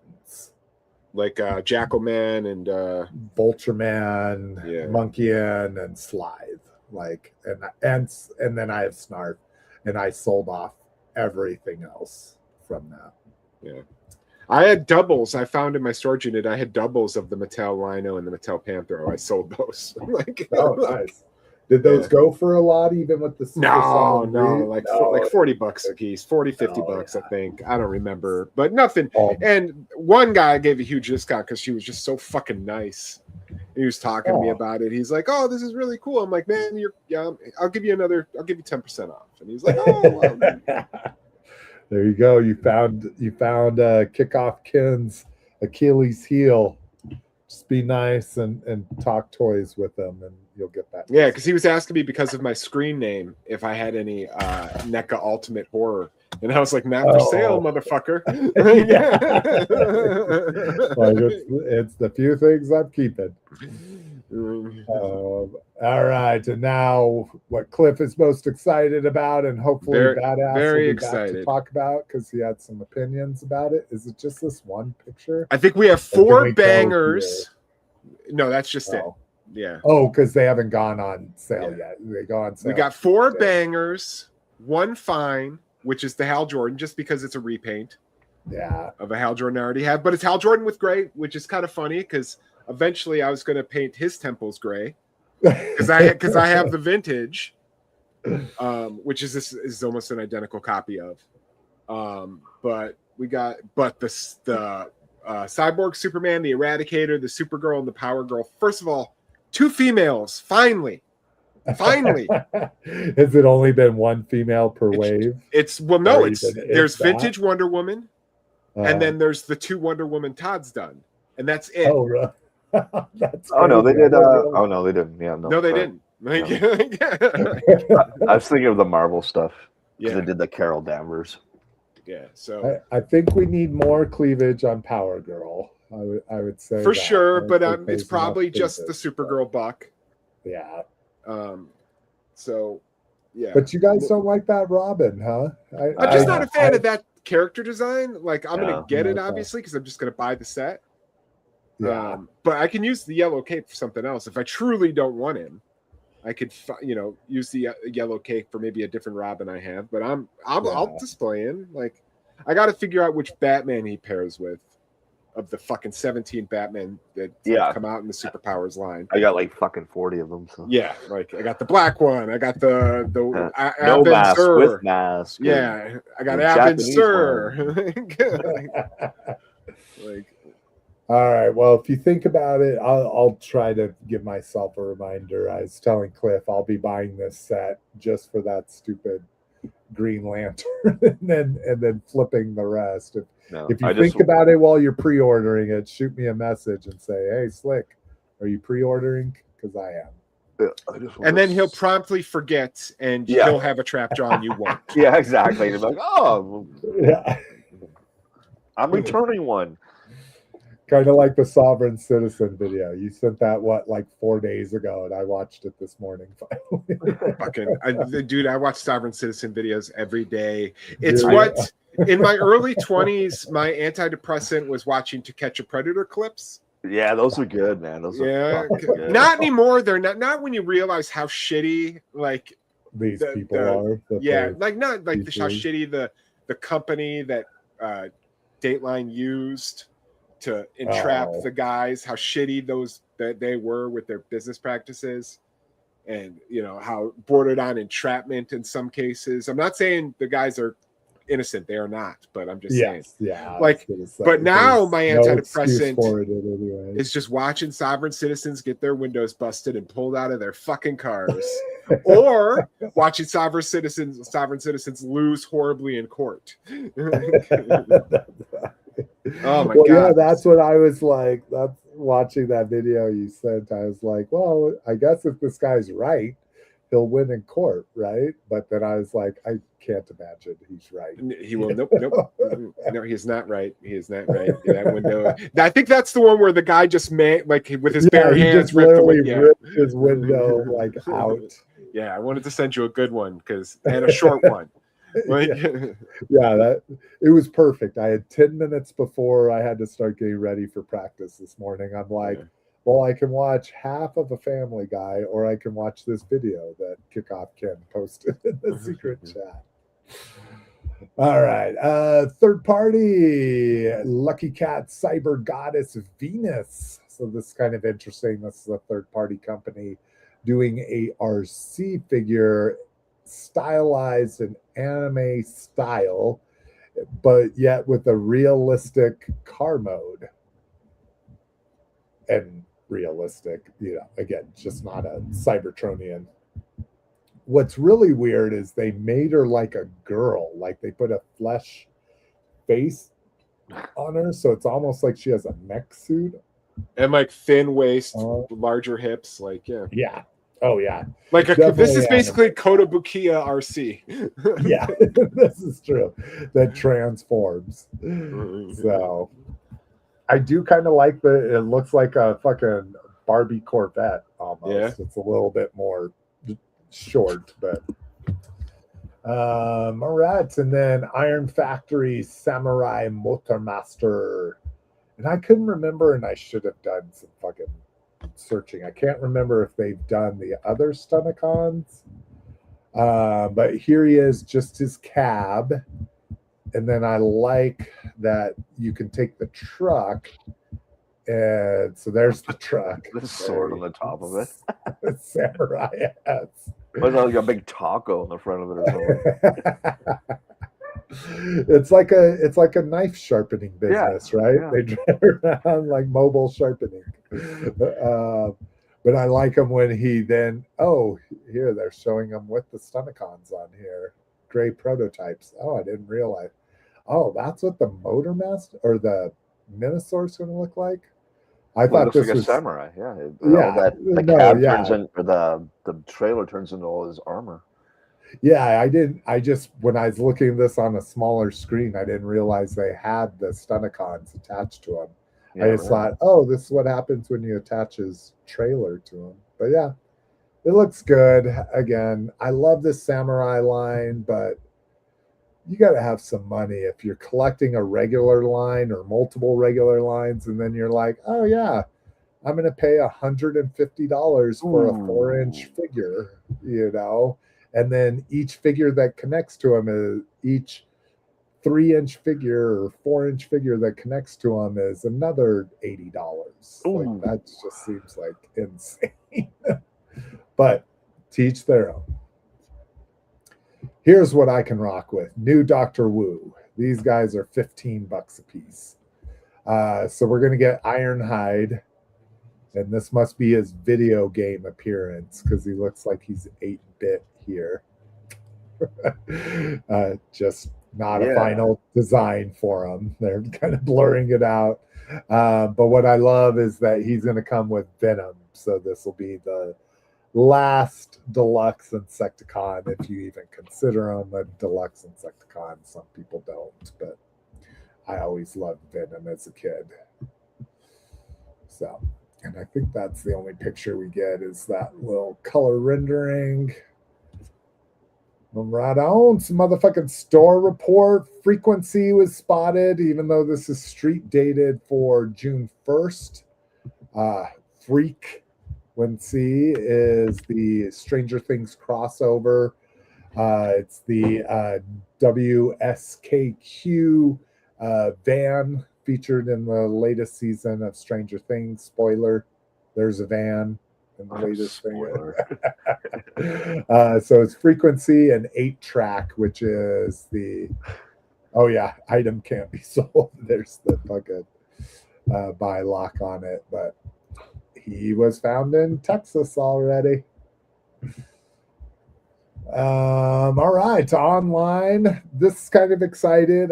I'm excited for him. I've always been an Extendar fan and definitely a Horde fan. And now we're getting the best of both worlds.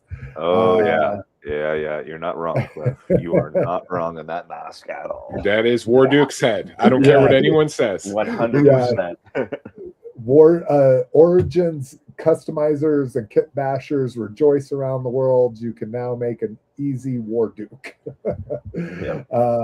But yeah, so this is basically a Horde version of Extendar.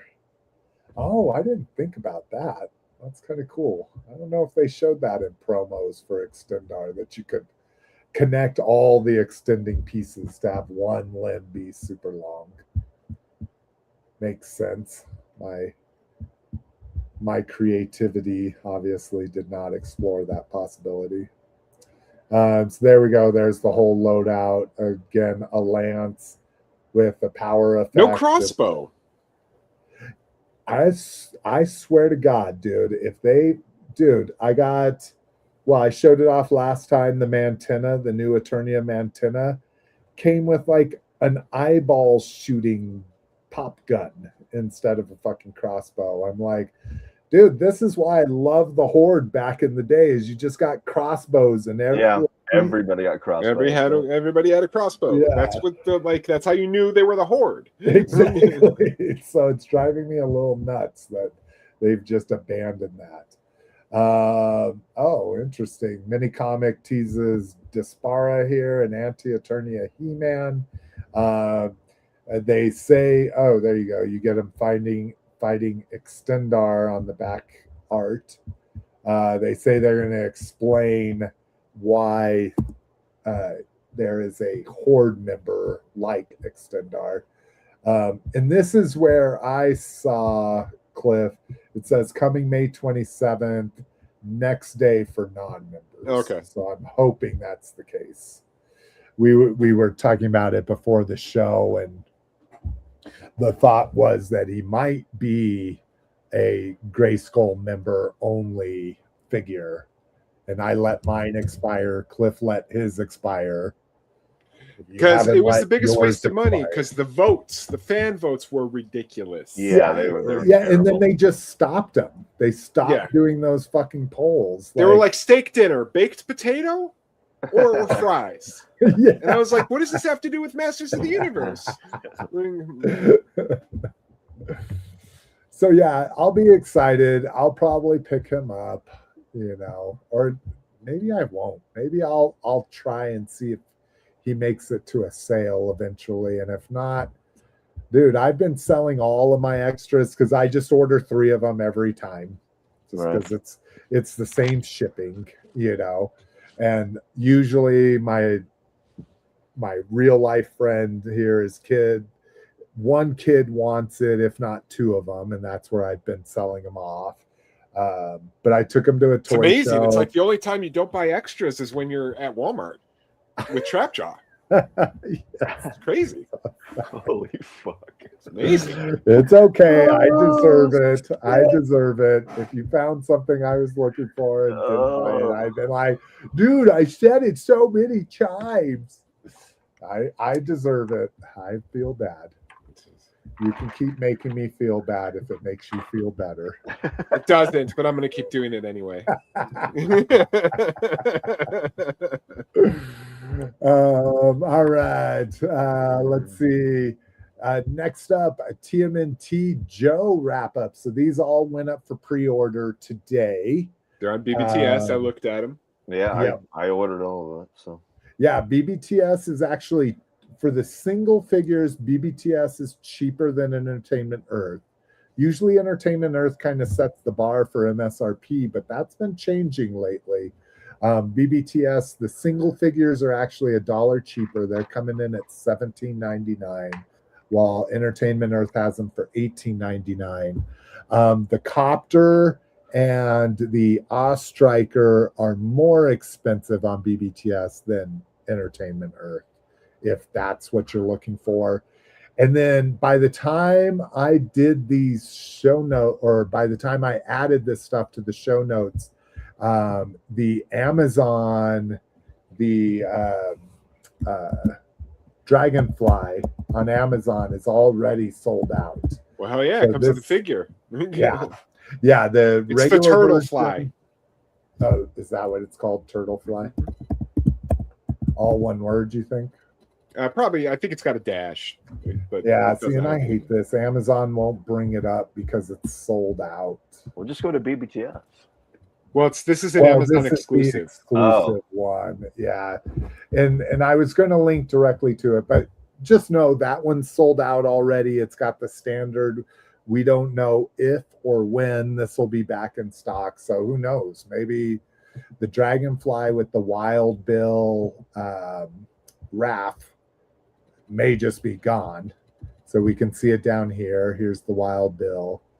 But as far as I know, that's the only difference. Is there a link to it in this article? No, because this, you know what? There probably is down here in like related articles. Here we go. Oh, it's this next one. So the Turtle Fly with BBTS is a regular one, and then the Amazon one comes with a figure. Yes. Yeah. So here's the Amazon one. Here we go. There we go. So the Amazon one comes with the Wild Bill wrap. Here. Right. This was kind of interesting. I saw this add to auto buy. So I put it on a notification, but you can literally set this, like put in your max price, how many you want, when you want it to start. You have a reorder option. I don't know why you would do that. And then you can do any seller shipped by Amazon. So you can't do straight up third party. Oh, I'm showing my address here. that's fine. Who cares? But you can also do sold and shipped by Amazon. And then you can create an auto purchase, which is kind of interesting. I've never seen that before. Anything good on your phones there, guys? I'm looking up. Are you trying to pre-order these? I'm looking that up actually on Amazon. Yeah, turtlefly with a hyphen in the middle. But again, when you search on it, they won't show it because it's out of stock. Yeah, I don't see show shit. Things Yeah. You can't spend money on. Right.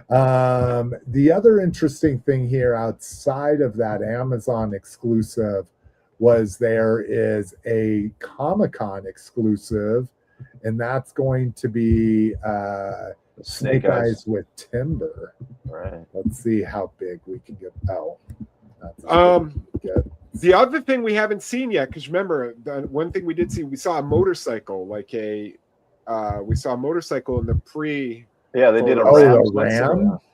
It looked like a Ram. So that's not on any sites to pre-order. I don't know if that's not coming out or if they're just going to wait on that. Yeah, because what somebody was saying is that they had heard that this is going to be a one and done thing.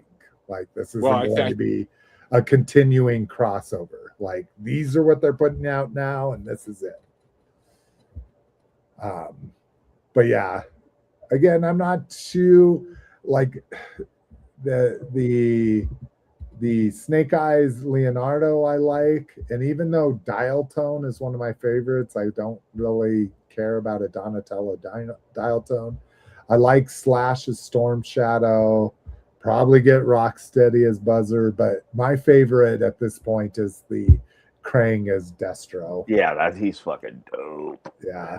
And he's just even though I believe that body, yeah, the Krang MOTU crossover at least was a deluxe, but he's still a single figure price.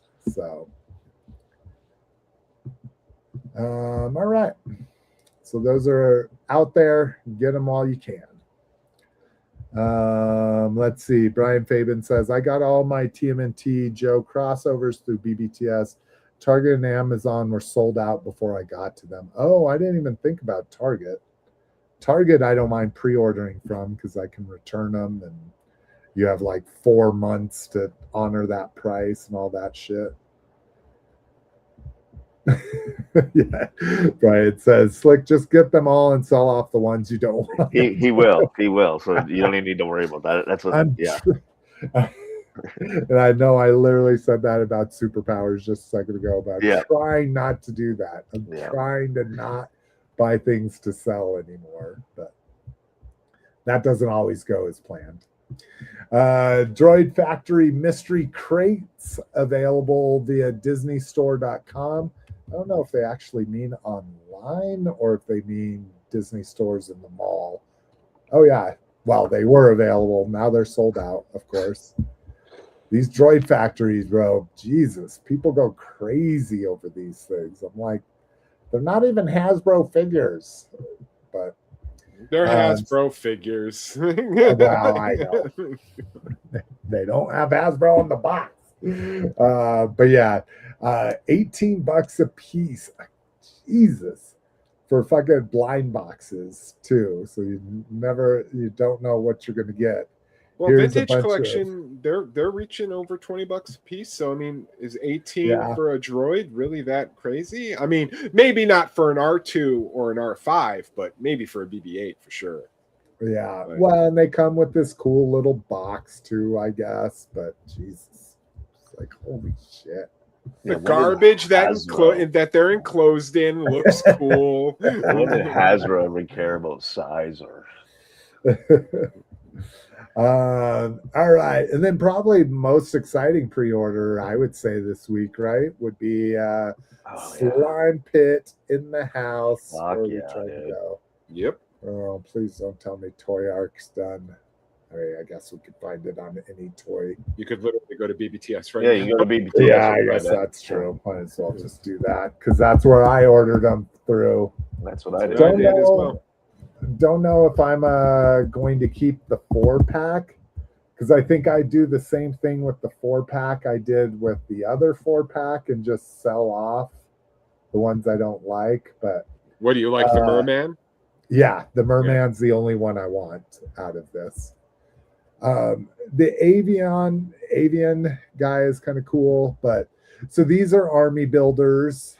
Obviously, you get it's like the second army builder 4-pack they've done. Yeah, exactly. So the other one, what was the other one? Horde, Skeletor, Snake. Oh, and then Paladin Guard, the white Palace Guard. Oh yes, that's right. Okay. And I did good with those. I kept the Snake Man and the Horde and sold off the other two for $30 a piece and bought the set at like 50. So even with my eBay, I almost made my money back on 2 of them, getting to keep the other 2. But yeah, we'll see. I didn't get these. These weren't in the vintage line. They're cool, but I just don't need army builders. The Skeletor is kind of the Skeletor minion. I don't even know what they call it. Septoro Disciple. Yes. Even though on the box they accidentally reversed that guy and the Beast Man. Oh, did they? Yeah. The names. Yeah. So I mean, it's kind of cool. It's like a flaming double. Well, it's clearly almost the Skeleton Warrior that they were selling in 2-packs with just a new, like, I think that's the thing that that's the cape that comes with the He-Man Skeleton from Warrior. the Turtles crossover. Okay. Remember, he came with like a hood that weird hood. Yeah, like he was the He-Man in disguise. He was the homeless He-Man. Yeah. Hobo He-Man. Hobo He-Man. But he looks pretty cool. Like, again, maybe cool. I might keep him. That guy looks cool out of all of them. I'll be honest with you. If there was a selling point, it would be him. Yeah. And then me, I just like Fishman. This looks really goofy in my opinion, but I do like him because he's a fish man. Very Lovecraft. And then the Beast Man using the what they call it, Lords of Power. Yeah, the red the original sketch series. Figures. So yeah, I wouldn't need that at all. But yeah, I might do the same, but I'm going to probably do the same as I did with the other 4-pack. I waited till it was on sale, then bought it, then sold off the other ones. Well, is this just trigger? Are you just being a little trigger happy because you missed that Snake Man 4-pack that you ended up paying for later? That's true. That I almost paid double retail for. Yeah, because I remember when you missed it. It was I felt bad for you then, but now it makes me happy to think about. I appreciate that. I appreciate the love on this cast. Well, because you missed out on Thunder Punch He-Man too.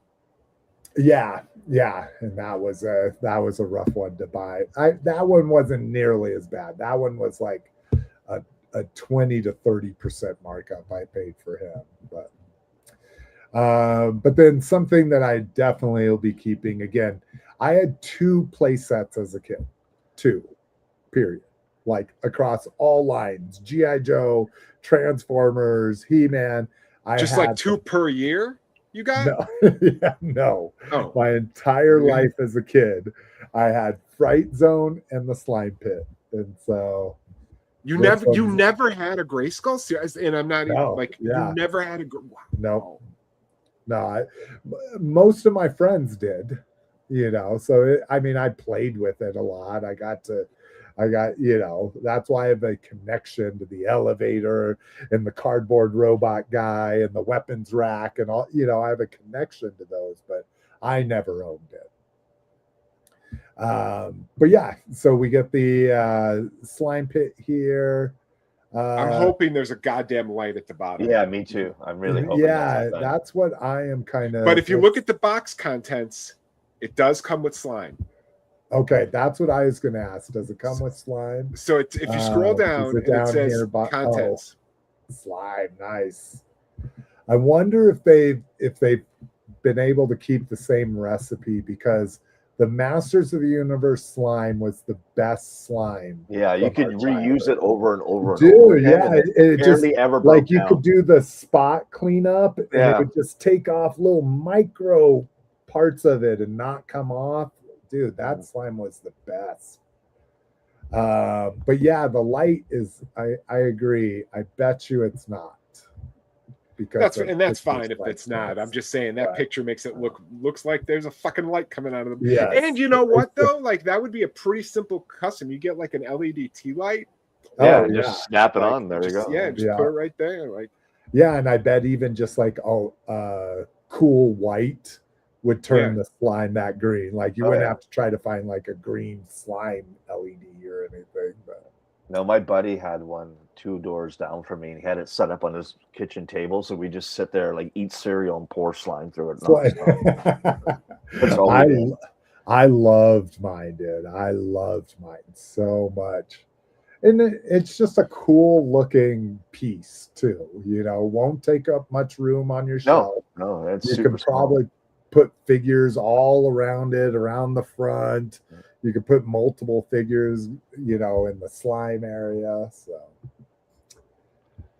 Just not Moss Man. Yeah. Good luck trying to get that out of Moss Man. I did pre-order my Art the Clown Terrifier 3 through them as well. Now I'm just doing. You just got to go back because this is Toriak. Yeah. All right. Well, right on. Let's do what we got. I got so much we probably won't get to grab bag once again. So next time we'll have 12 grab bags for us. We'll just keep making that list long until we have a whole show of grab bag. And then that's the one I don't come to. Yeah. Kickoff Kid will be like, okay, I'm going to go see Mando and Grogu tonight. All right. Who has the least? I have 6 things. I had a toy show, so. Oh, okay. So Kickoff Ken's going to be the one for sure. Let's see. I never can remember. There we go. That's the one. All right. The first one, I mean, it's pretty simple. I bought a core He-Man and turned him into a core Faker. Yeah. And he's all done now. Loved it. He's been clear coated. So the way I achieved his chest is I painted the chest plate silver and then painted the cross with transparent red and the armor plate with translucent or transparent orange. So that's how it has a cool like metallic effect. I didn't want the whole chest piece to dull coated. It's still because it's dull coated. It's just because it's painted on top of silver, it still retains its shiny. But yeah, this motherfucker got coated in dull coat. He's like I actually have to go back in and because here's the problem. Here's the thing with accessories is no matter how much you dull coat it, if you put it in his hand, the paint on the handle is going to chip off. Yeah. So I rested it in his thing, which I also did the same trick to. But you could see that just being in the thing has already started to chip off the paint. So I'm going to have to figure out a way to maybe paint it with super glue. And then the rest are of a theme. It'll be pretty clear real soon what that theme is. I know what that theme is. Brink says he loves that. Really cool, Cliff. Nice technique on there. So I got this. Oh, yeah, you've been talking about that for a while. I know. I've been watching this. $75 free shipping. Oh, good. Wow. It's hard to find this for less than 100 for that box. I was going to say they paid a lot to ship that. Box is beat up, but again, this is trash, so it's okay. Obviously, when I was a kid, I had the Marine and the Soldier because I got them at KB because they came in those like separate boxes. Yeah, they came in those and I got them at Toy Works for like 3 for $10. So I got the Soldier, and I think I might have had the Diver, who was a black suit. And it's the orange one there. Yeah, the orange one. Okay. But really, let's be honest, I just got this for the astronaut and the space capsule. Yep. Yeah. Because I've been watching a lot of documentaries about about NASA specifically. So, but it's really cool. Very excited to have it. clearly a Project Mercury and themed astronaut, especially the size of that capsule. Because as everybody knows, and I don't have to tell you, but I will, the Project Mercury capsules you didn't ride in so much as you wore them. All right. So now with something like that, so like people would decry, like I'm sure there's people that want to keep that in the box. Could you not find a loose, complete version for a comparable price? They're 30-year-old figures. Like I just wanted to get them all in the box so that like because the space capsule is solid plastic, but the interior is like that thin, blow moldy, can get crackly. So I just didn't want to take the chance of getting one with like a fucked up sticker. And I like all the other figures, especially the soldier and the marine, because I had them. So they're very nostalgic to me. So, you know, I just wanted to get the whole set because I could put the pilot on my NASA shelf too. Because, you know, all NASA, especially the astronauts of the 60s, were all pilots. You know? And then the rest is a toy line we've never once spoke about and that I didn't even know existed until very recently. Holy shit. I found them because I've been watching a lot of NASA documentaries. And so I was on Amazon looking for astronaut figures. And they seem to be, I guess I'll wait until Slick's done opening that bag of chips. No, that's me. It's okay. That's your best friend. Yeah. Keep going, badass. I'll wait for you, bud. I'm done. So I went to figure. So all the astronaut figures on Amazon were clearly like a very Fisher Price Imaginext-y, you know, very cartoonish. So I went to Figure Realm, and I just started looking in the S's for star or space, and I found a line that I believe were probably sold at like museum gift shops. And that's what it looks like. Yeah, like you went in and you're like, oh, look at this. Museum gift shops, or even maybe like educational toy stores that like once you stepped in, you're like, there are no action figures in this place. I'm leaving. Like, you know, like, so I found a line called Space Voyagers, and they're 4-inch astronauts. So I got Project Mercury. You can see here, there's 4, and I got all 4. Okay, I got Project Mercury. Then I got Project Gemini. Oh yeah, the big white suits. Yep. The sun shields. This is the Gemini. They come with any accessories or anything? A space rock on the side. Okay. Like, look, space rock and a collector card. Yeah, all right. Those are museum things for sure. Yeah. And you can see, look at the knees. It looks like they go in both directions. Oh, that's crazy. But again, there are so few astronaut toys. So few. Yeah, I agree. I agree. And then I got the Apollo astronaut, Project Apollo. Nice. He's got the the backpack. Oh, nice. The good jet backpack. Yeah. What? The what? It's not a jetpack. It's not a jetpack. No, that's just the life sustaining pack they all had to wear while being on the moon. Oh, okay. I know what you're thinking. I thought they had thrusters in them. No. This is just the life support backpack from the Apollo missions. And then the last one I got, obviously, is the shuttle astronaut, which may have that thruster jetpack. This is the shuttle astronaut. And I know everybody's wondering, what's your favorite NASA mission? Obviously, it's Project Gemini. Gemini is the best of all the NASA missions. Everyone knows Mercury because that was first. Everyone knows Apollo because we went to the moon, but they don't know all the awesome shit Project Gemini did. And you're mispronouncing that to rage bait us, right? I am not. I am pronouncing it how every NASA employee pronounces it. I know the word is Gemini. Yes, it is based on the constellation Gemini, the astrological sign Gemini. But if you watch any space documentary, every single astronaut, every single NASA mission controller, every single person calls it Gemini. Every single, it's not a situation as an where organization they're rage baiting the future. I don't know. I don't know why. I don't know if maybe they calling it Gemini, but NASA's pronunciation is Gemini. And this is not a situation where, like, if you're watching a science documentary and you get to like a British guy and he calls it exactly. aluminium. And you're like, what the fuck is this guy smoking? This is every single NASA employee calls it Gemini. I had no idea. Brink says, Cliff, Space Zombies from Mars Kickstarter is going to happen later this year.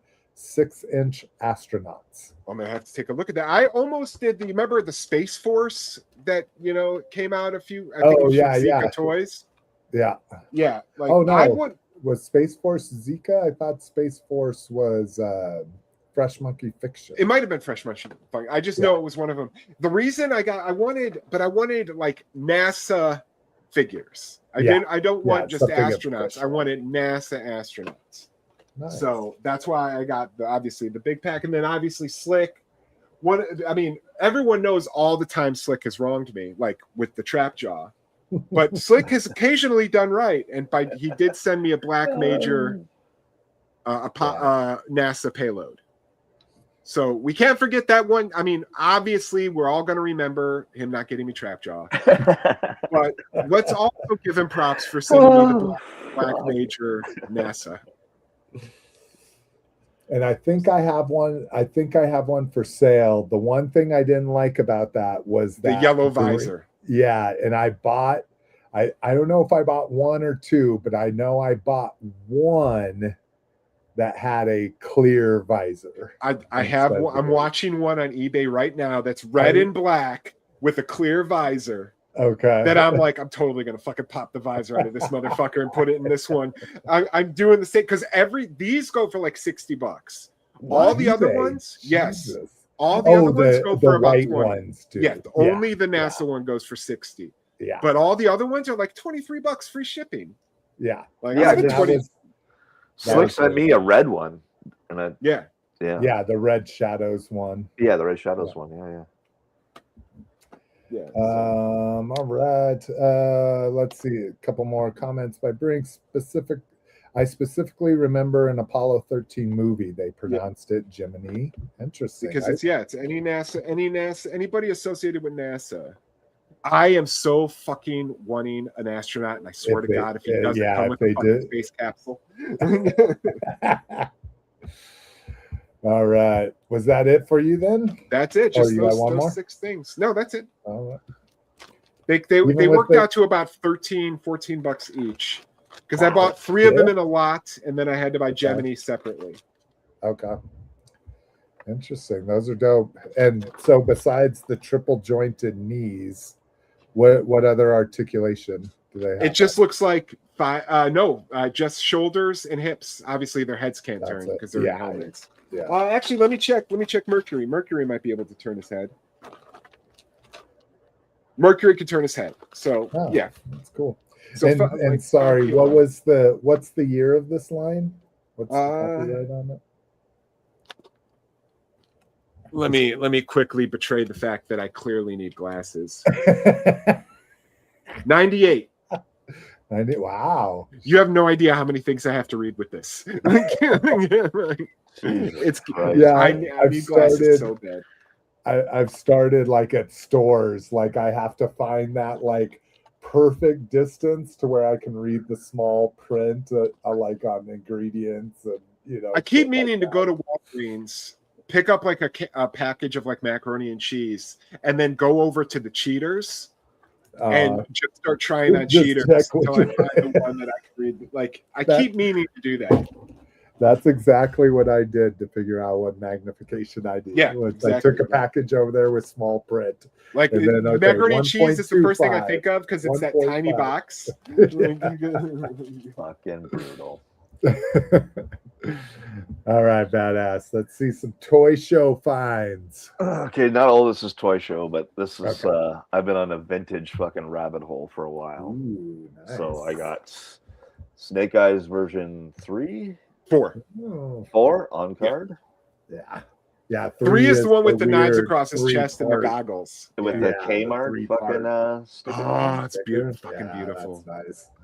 I have learned to I used to hate price tags on my figures. I love them. I love them, dude.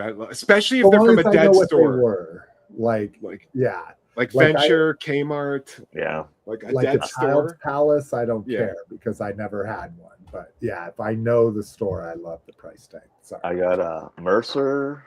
Oh, cool. Oh, crazy. With the Eatons. $3.99. I don't know what an Eaton is. It's a big department store in Canada. Okay. I would assume like a Target. No, bigger. It would be like your Macy's. Okay. All right. Oh, okay. Yeah. Got a Headhunter Stormtrooper. Ooh, yeah. I love the Headhunters. Oh, and you That's, got I the think, bilingual packaging. Lady Or J the French Toys. Lady J Toys that spun off from Black Major. He's doing Headhunters next. And my piece of this one's a good one. Zartan was the absolute worst fucking card art known to man. Yeah. Look at that thing. He's got the one eye and stuff going on. Yeah, and the bow. If you look at it in perspective, it's like a figure tall bow. And it has a Toys and Wheels sticker on it. And a clearance sticker. Another place I've never heard of. Crazy. Toys and Wheels? Yeah, we don't have Toys and Wheels. It would be like KB Toys. KB, okay. It'd be like exactly small like mall toy stores. Yeah. And then I got this as well, World's Smallest Battle Cat. Oh yeah, you're getting sucked into that, dude. I had one of those for like $4 on my eBay store. I got this from a local guy. He's weird. Okay. He's got like hot rod cars, but then he collects masters and keeps selling it off. Interesting. Yeah, so I show up at his house. He's got this dope ass fucking Dodge Dart that he's got like a hood scoop on it and shit. And he's like, "Oh yeah, I got all these masters stuff." And you're like, I want to talk about the Dart first. Yeah, exactly. I want to talk about the Dart first, and then we'll get into masters. And then I got this as well, Zartan Swamp Skier. Nice. Oh, sweet. The box. I never understood the box. Tow rope. I was like, how does he get this dumpster from place to place? Like, even as a kid. Well, in the artwork, right? It was supposed to be that you took apart the swamp ski. Yeah, and you put it in the box. In there. It was supposed to be a pile. But then he had to drag the box with the toe. Yeah, that was. I'm just a homeless scrap man looking for scrap. Okay, toy show. I got me a Usagi Jumbo. Nice. Yes. Very clean. Is that the original? Yeah, the original one. Yeah. And I got all those little parts here. That's what that noise was. I was taking them out of the bag because I couldn't really show it. Hell yeah. I'm sorry I jumped on you. I thought it was slick. You understand. Yeah, I get it. I would have done the same thing. And then I got a Dark Lawn with the Evader. Sweet. Oh, nice. This is right around the time the Joe vehicles started. Even as a kid, I started noticing they were getting very hollow. Yeah. And then I got Overlord with his Dictator. Nice. Oh, cool. Are you getting these for fairly reasonable prices? Yeah, I assume like people like the toy show. I know a lot of vendors there and stuff, so it's not like I'm getting buddy deals kind of thing. Yeah. I got me a Lampreys. Oh god, I fucking love the Lamprey. Clean. Love the helmet. Love the very colors. clean. Very clean. Yeah. Even has his arm decal and stuff. You can see it. It's like. Oh yeah. And I got the accessory pack version 2. Oh, it's just sold loose. And it's all loose, but everything's there. I went and checked it out. Everything's there. Cool. That's cool. So, Dude, I lived and died by the accessory packs because again, I bought the cheapest stuff you could buy when I was a kid. Yeah. Well, especially like if you lose like He-Man's sword, you can go buy the accessory pack and it's blue, but it's a fucking sword. Yeah. We have shag carpet, G.I. Joe weapons just disappear in there. Get yourself one of these on Amazon, Roger. It's got T joints, it's got O-rings. Oh yeah. Oh, like a G.I. Joe repair kit. Yeah, it's like I'll send you the link. I was gonna say, how much did you pay? Because you can get O-rings cheap, you can get screws cheap, but the T-bars are always like people want like $1 per T-bar plus shipping. Yeah, I can tell you exactly. Roger, keep going. I'll pull this off my Amazon purchases.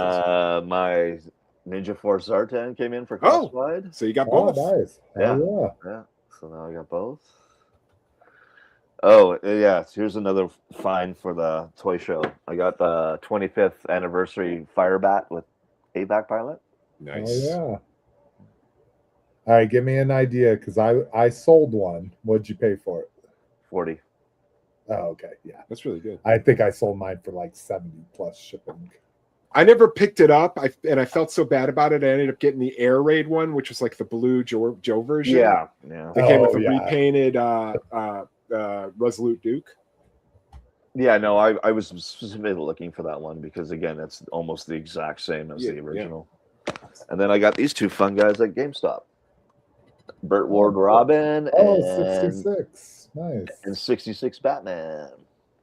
What does Robin's speech bubble say? I can't quite read it. I still can't read it. Oh. It's probably my eyes, not your camera. Jesus Christ, you two, get fucking glasses. This is holy bat trap. Oh, and then Batman's holding one of those bombs with the flame. The spheres. Like some days you just can't get rid of a bomb. You can't get rid of them. Yeah, so I thought that was pretty cool. And that's it for me. Do you want to show off the other thing you got that isn't in your possession yet, or do you want to wait? Yeah, I'll wait. Okay. Yeah. And to answer jokes that I'm not privy to. Well, no, I picked him up something. Yeah. Because when my friends asked me to pick up things, I did. He remembered. It's $14.99. Comes with 50 T-joints, 50 O-rings, 120 screws, and 2 of these little screwdrivers. Oh, wow. God, 14, yes, please. That's a great deal. Holy shit. Yeah, that is a super good deal. Because we have a local screws. What's that? We have a local guy here that sells repair kits, and they're very expensive. So I'll just put this in the group chat. Yeah, put it in the group chat. I'll definitely go. Because, like, I love having it, especially with these. I don't know what these fucking O-rings are like. This is a fucking 35. Well, that's what I'm saying. Like, you're like, I don't know what it's going to be like when I open it.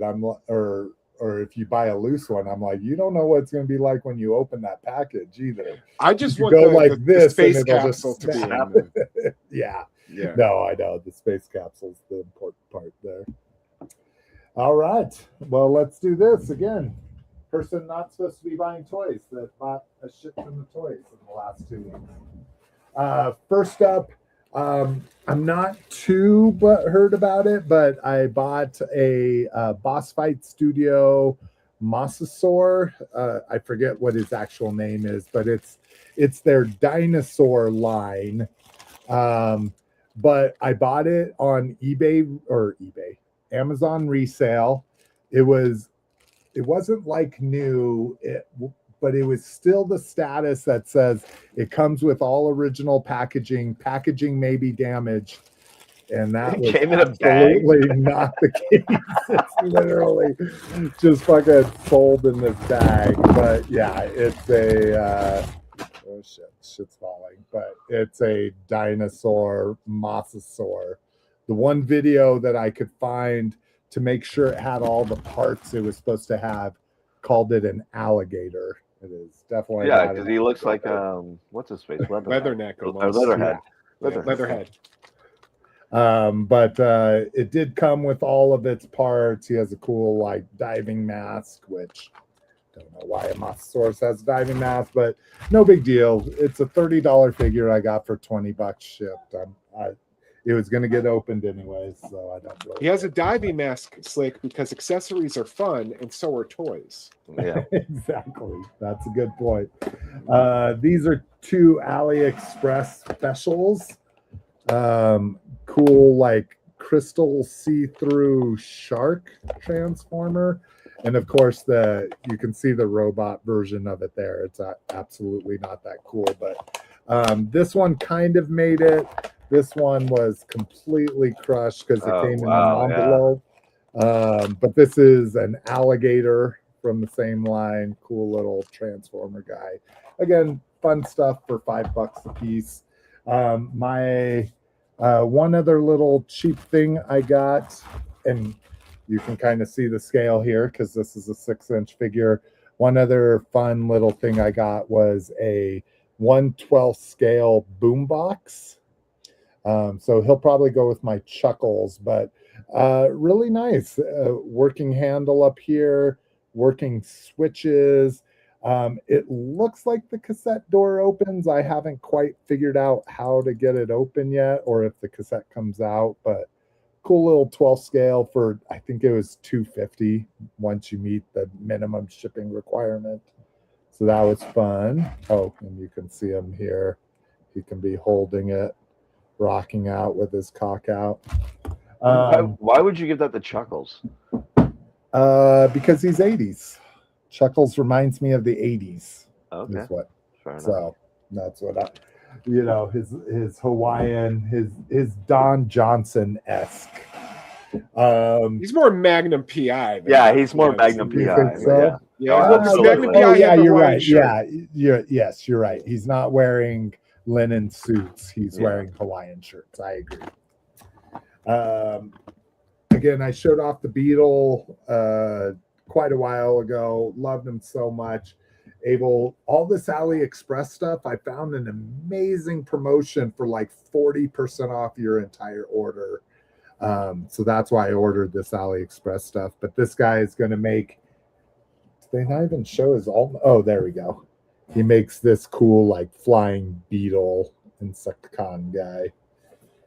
And then the whole thing that brought me into this line, and then I was like, of course I have to have all three because I can't just get the cool one, is this amazing Scorpion guy here. Oh, yeah. So there's his alt mode, and there's his crazy robot mode. This one again, King crushed. These boxes are super sturdy too. So whatever the fuck crushed this did a number on it. But it's called Soccer in the Warehouse late at night. Yeah, yeah, exactly. So your delivery driver was Ace Ventura. Yeah, right. All right. Let's see. Good old Shozi store coming in with the latest Defender series, Defender version, Galaxy series, whatever, of blockies. So there we go. There's all the blockies to get, some ratchets. This is the one that's a lot of beasts. Yeah. So these are the little 2-inch guys. So excited about that. Oh my God, here we go. I should have had these better prepared. I'm just going to bring them all over here. Okay.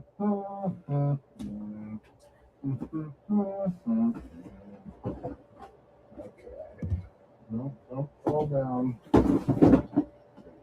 Okay. Next up, KO Masterpiece Optimus Primal. Again, is this all Ali?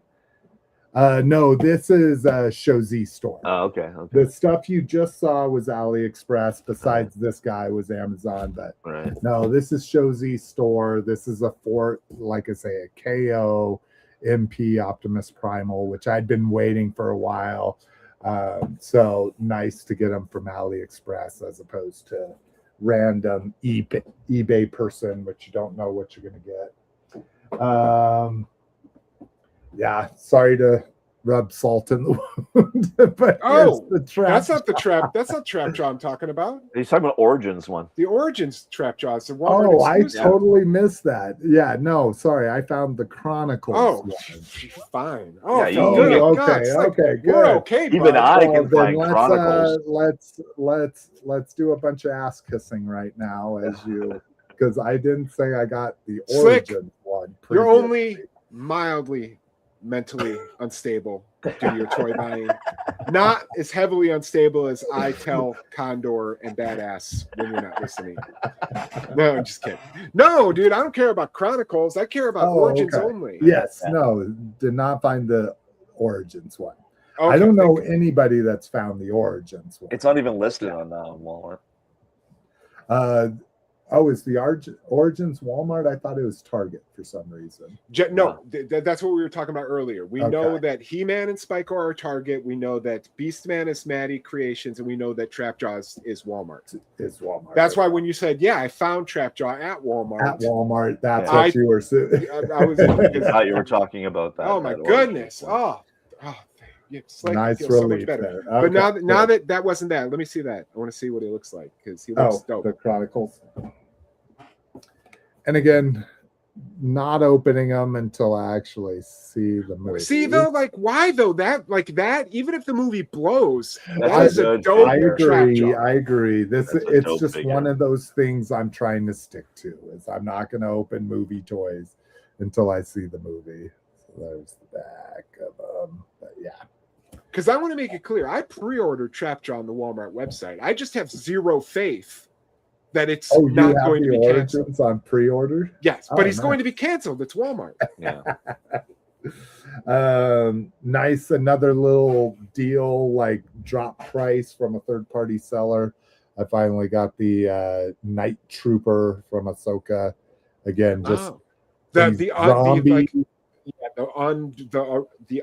like we're on YouTube, so the unalived, and then brought back to alive by the sorceress, right? Like they're fighting them, and then they all start getting back up. Okay, exactly. So, and then in that black and red armor, like quite frankly, one of the coolest looking Star Wars figures ever made, whether you like or have any connection to the fiction behind it or not. These things that I've been collecting, I talked about the Mechagodzilla last time. This is the 2003 Godzilla. These things are clearancing at Walmart right now. So originally $26, they're going for $11 right now because I wasn't going to get this. I have a 2003. So this Rampage version is just like more detailed versions, which is highly annoying to me. That they create these figures in this scale, but see, here's a 2003 one, here's the new 2003 one with better articulation and better sculpting. Same thing with the Mechagodzilla. Here's the Mechagodzilla. Here's the Mechagodzilla with better. Oh, sorry. Here's the 2003. Sorry, but anyways. So it was nice to find these at $11. Allows me to return the other one I paid full price for. This Amazon promotion to try to make me get into picking up my Amazon stuff from Whole Foods. If you spent $25 or more, you'd get $5 off so long as you picked it up at Whole Foods. Xandar just happened to be fucking 2506 or something. So got him and picked him up from Whole Foods, which I hate going to Whole Foods, so I will never do it again, but that was a good way to save 20% on a figure. That he's a fun figure too. I had him briefly. I have him. He's great. He's in the box, Roger. He looks great in the box. He does look really good in the box, but I'm glad that he'll be hanging out with Zoranis soon and Zartan with the Swamp Skier. And then we got our good old Duocon here from Dr. Wu. This is Battle Trap. So this is an SUV and a helicopter that forms a robot. Roger, help me out. Is that an Apache? Yes, that is an Apache. Yeah, I would say it's an Apache. Yeah. Okay. Here we go. Ran into some eBay deals as well through a cashback site through Capital One Shopping. Like Capital One is always trying to get me to download that goddamn app, and I say fuck you. It is. So what I didn't even realize, okay, so here's a quick little tangent. What I didn't even realize is I've been using it for a long time, and because it auto gives you the money back without you having to activate stuff, well, at least it did before, I had like $400 worth of points with that Capital One shopping thing that I've been turning into gift cards for different purposes and stuff. But the big thing is they are always running a 7% back on eBay stuff, like always. This one actually was 20% back. So I fucking finally bit the bullet and I bought a Zon for more than retail. But with the discount and the cheaper shipping, I paid just over retail for them. So now I've got my Super Friends Wonder Twins. Even though I have a DC Classics Wonder Twin set from Comic-Con, I still wanted them in that style. I had a $1,200 day on eBay the other day and just happened to be out shopping and decided to buy my Woolly Mammoth Optimus Prime because I sold $1,200 in toys in one day. So excited to have him. And then lastly, another one of those Capital One deals. Dude, they just put these up randomly. Like I saw one and I missed it. And then I went back the other day and they had this $50 back off of a $100 purchase or more. So I finally, I'm sure it's a knockoff. I'm sure it's not a real Supreme Optimus Prime, but it's close enough for what I care. It looks pretty real. Yeah, exactly. It looks close enough for me. So he was only $100 plus a few bucks shipping. So with that $50 promotion, he cost me $50. So excited to have him. And yeah, that's my stuff from somebody that's not supposed to be buying stuff. But I continue to since February of this year, my best month was February. Then March was my best month. Then April was my best month. Now May is going to be my best month. I'm on track to do about $8,000 in sales this month. Now, again, there's the price I paid for it. There's the 15 to 20% that eBay is going to charge me. So it's not like I'm getting $8,000 in my bank account or coming close to making six figures a year, but it's still impressive. I'm still moving tons of stuff. Stuff is selling like crazy. So yeah. Yeah. Brian Favorite's absolutely right. So Slick sells 1,200, then spends 1,300. It's pretty good math, my friend. Pretty good math. That is close. See, I just figured I could keep this up for the rest of my life, and then I can just sell toys until I die. All right. So yeah, it was a fun couple weeks. What I love is I save all this stuff till the show, and I just stare at it for anywhere from a week to 2 weeks, and then now I'm like, nice. Now I get to fucking open all this. Yeah, shit. I'm the same way. Yeah, I'm gonna open all this and get them in baggies and into my tote. Come on, your cool space figures. You're not gonna set them out on your desk for a couple months or something. I don't really have room. I got the Misfits and the Black Major astronaut over here. I got all my mask figures and some other stuff. I don't really have room. Do you not put stuff out in your house anywhere? You keep it all relegated to your room?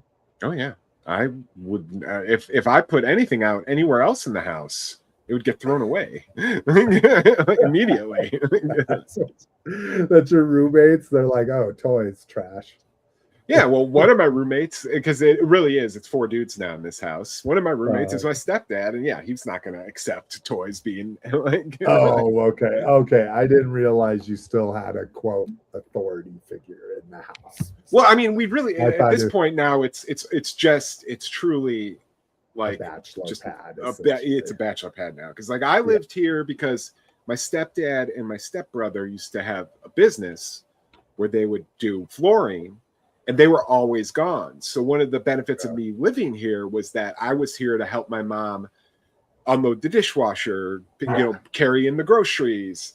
When I was unloading the dishwasher, putting things on high shelves, to which I'd say, why? You're just going to need me to come get it for you later. She's like, just put it on the fucking shelf. And then later she would call me and be like, Cliff, can you get the sardine platter down off the high shelf? I'm like, oh, the shelf that I told you not to put it on? You know, it was a lot of that. Like, so, but now that she passed away in June, it's now just like 3 adult men who live in this house because it's advantageous for all of us to save money this way. Yeah. Like, you know. So that's all. All right. Well, that makes sense. I just thought, you know, and again, this is my I don't know what you call it, my uninformed idea of just like, oh, your mom's gone, you're going to put toys everywhere in your house, you know, kind of thing. Although I'll send you guys pictures of, because we got her. She was a collector as well. She collected M&M shit, M&M trinkets and stuff. So we turned because there's a space from where our kitchen cabinets end to where the ceiling is. Oh, so we put her whole M&M collection there. Up there. I'll send you guys a video of it. It's really cool. It's really cool what we did. And if you look behind me, you can start seeing all the shit. Oh, yeah. Oh, I didn't even notice that the room is. Oh, yeah. Just, what, the superpowers are gone? Holy packed. I was like, oh, you took all the stuff off the wall, and like, no, you put everything in boxes. That's crazy. And just so you know, FYI, apparently when you put the Rattler together, it does not come back apart again. No, I sold mine. That's usually with every vehicle, and I was like, I was pulling on the wings, and I'm like, dude, it gets sketchy. And then I looked up online. I was like, how do you break down the Rattler? Because the his tank you can break apart. Yeah. And then they're like, oh no, those Hasbro puts one-time snap joints on it. Once it's together, they did the Mattel thing. Like that's what Mattel does, is put the what you snap them in, and you'll never get them never out. Get again. Them. All right, let's do real quick. I know it's late. Kickoff Ken needs to start taking a shower. No, I don't have to work tomorrow. But I'm also not going to let you hijack my day because you couldn't be here on time. So here's what I'll let you do. I will let you. We could say goodbye to Roger Sweet, and we can look at character posters. Oh my God! Get the fuck out. We can do everything that Kickoff Ken likes, but that's it. Well, I just thought those would be the fastest. Roger Sweet. All right, let's do some MOTU character posters here. So I think probably most of us have seen. Oh, it's only one big image. No, it isn't. It's all of them. I cycled through them. Oh, there we go. We get the Ram Man. So yeah, we do see kind of his springy legs here that'll probably condense. Triclops, Trapjaw, Tila, Ram Man, Queen Marlena. Don't like her blonde. She's a redhead. I don't really care that much, but I do like Mechanic. Dude, have you seen the new trailer where he's using his fucking when he's using it like a ball chain? Like he's like, what do you call mace? Like a mace, or a wrecking ball. He's just he's using his head like a mace. He's just whipping it around and knocking people like crazy. It's awesome. Because obviously, other than that, he's useless. But I'm so happy he's there. Fisto, Man-at-Arms, Evelyn, which, like, come on, Allison Brie, you can get a better picture of Allison Brie than this, but it looks like they're using like stills from video. It looks like they're using the box art from the toys. Yeah. Well, and I think the box art from the toys are stills from the video is the problem. Because, like, why would you have a super blurry Spikor like this, you know? But Beastman. All right. Come on. Battle Cat. This one, I didn't realize that the Firefly prostitute was going to be the sorceress. Oh shit, she is. All right on. Well, she's also Deadpool's girlfriend. Right, that's true. Oh yeah, Deadpool's girlfriend as well. He-Man, Skeletor with his muscle striations. Yep. Roboto, Goatman, which I really love the design of Goatman. Again, don't have any connection to him. All right, Fisto just getting man, Trapjaw, Man-at-Arms, King Randor. James Purefoy. Who What's he been in that I So, know him like, he was original. I don't know. He's in bunch. I don't know if he's been in anything you guys would have seen. I know him specifically because he was in this made-for-TV Blackbeard movie called Blackbeard: Terror at Sea. That was like on the Discovery Channel that I actually own on DVD because me and my friends fucking watched it like 7 times. It's so good, and he's so fun as Blackbeard. Like just the way the cadence of his voice and the way he speaks as Blackbeard. It's just a stupid little Discovery Channel documentary that's like narrated by one of his like shipmates. It's just awesome. Like that's what I know him for. But I don't know what else I could tell you that he's been in. I've been reading some press releases about how Jared Leto is not banned, but was not asked to do any press for the movie because everybody thinks that he's the death knell for movies. And I was like, holy shit, I totally forgot he was Skeletor. People say his voice is amazing. Yeah, I've heard it in the trailer. It's very good. It's a little Bane-y, so I'm hoping I'll be able to understand what he says. But you know, Bane was also muffled, so yeah, like. Oh, that guy was Antony in Rome. Oh, that's right. Yes, now I know what he. Okay, I know who he is now. Transformers Pinball. What? He said Rip Pulo, Ray Stevenson. Transformers More Than Meets the Eye Pinball by Stern. Absolutely looks amazing. If you're not familiar with pinball machines, they all come in different editions. So you can buy the Pro Edition for $7,000, Premium for $9,700, or the Limited for $13,000. I think what I like most about this, thank God, is that they're not using the stupid evergreen. They do have pictures instead of just the videos. They're not using evergreen artwork. They're actually using the original G1 artwork on this. Well, this is updated G1 artwork, but it's not evergreen, thank God. So I have a buddy that I actually turned on to pinball, and now he's ranked in the top Colorado pinballists in our state. He's gone a little crazy with it. So I'm excited. He'll let me know as soon as any shop around us has this pinball in it. Prime looks a little goofy because I assume he's going to transform in the game. Megatron looks a little goofy because he actually shoots pinballs out of his shoulder cannon here, or his arm cannon. So excited for this to hit pinball locales near me. Again, as I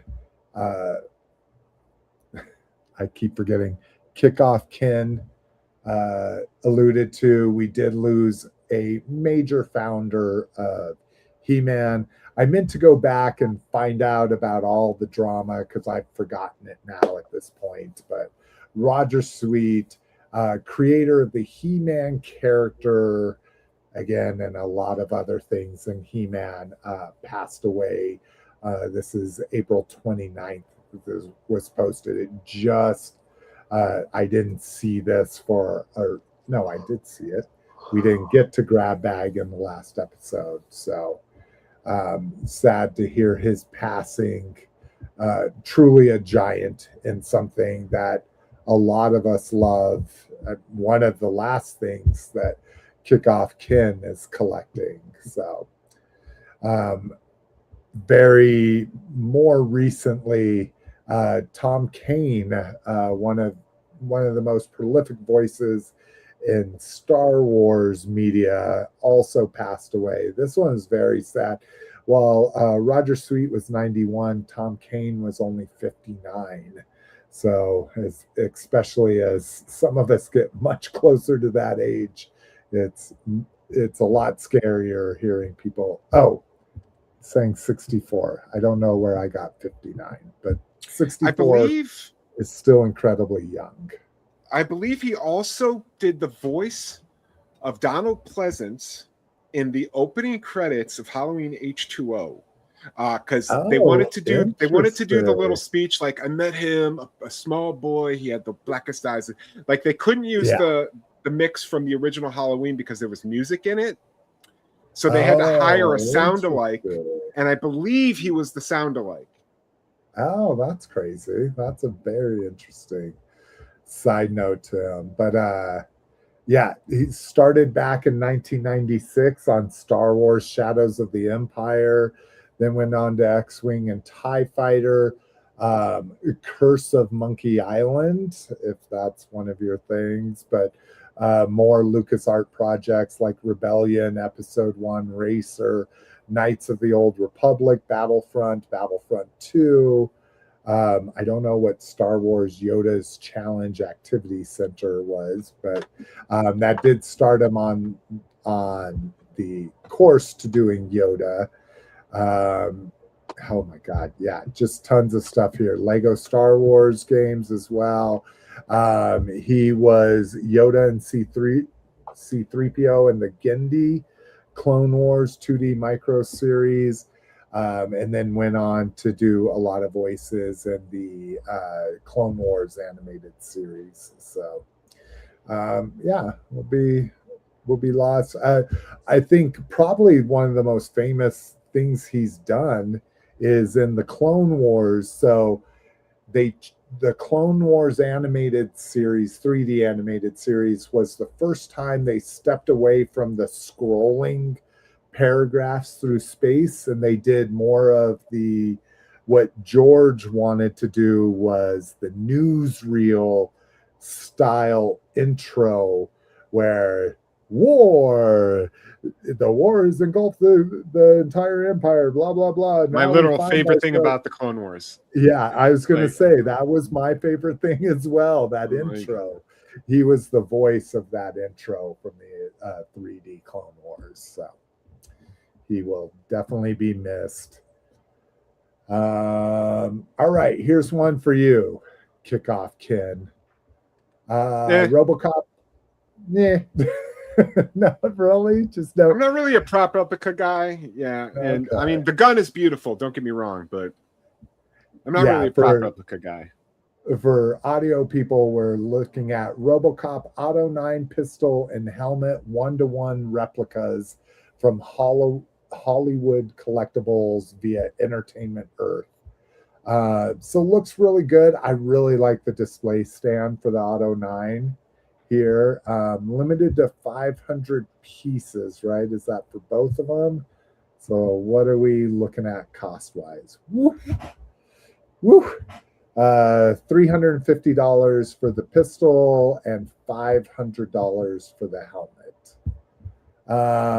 What do you think about the paint on the helmet? Do you like that? The kind of blue and purple going on? Oh, there's...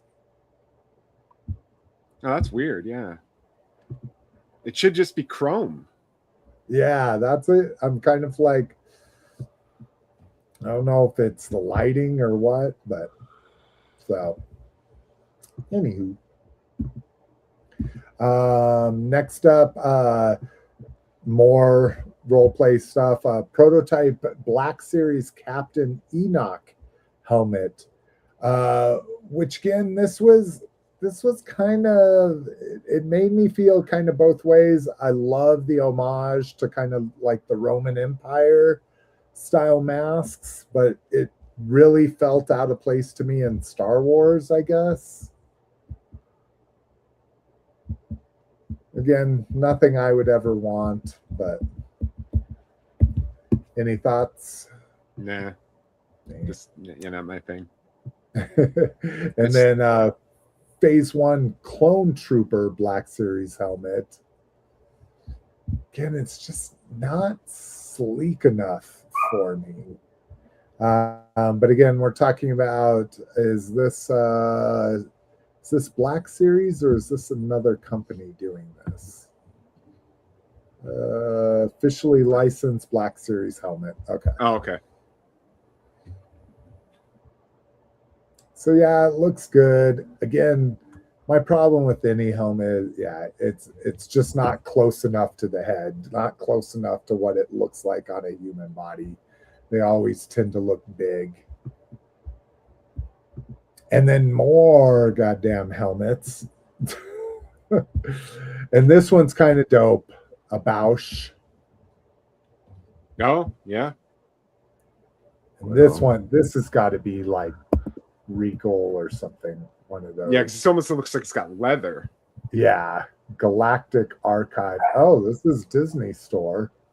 Interesting. Yeah, I'd be curious what the feel is like.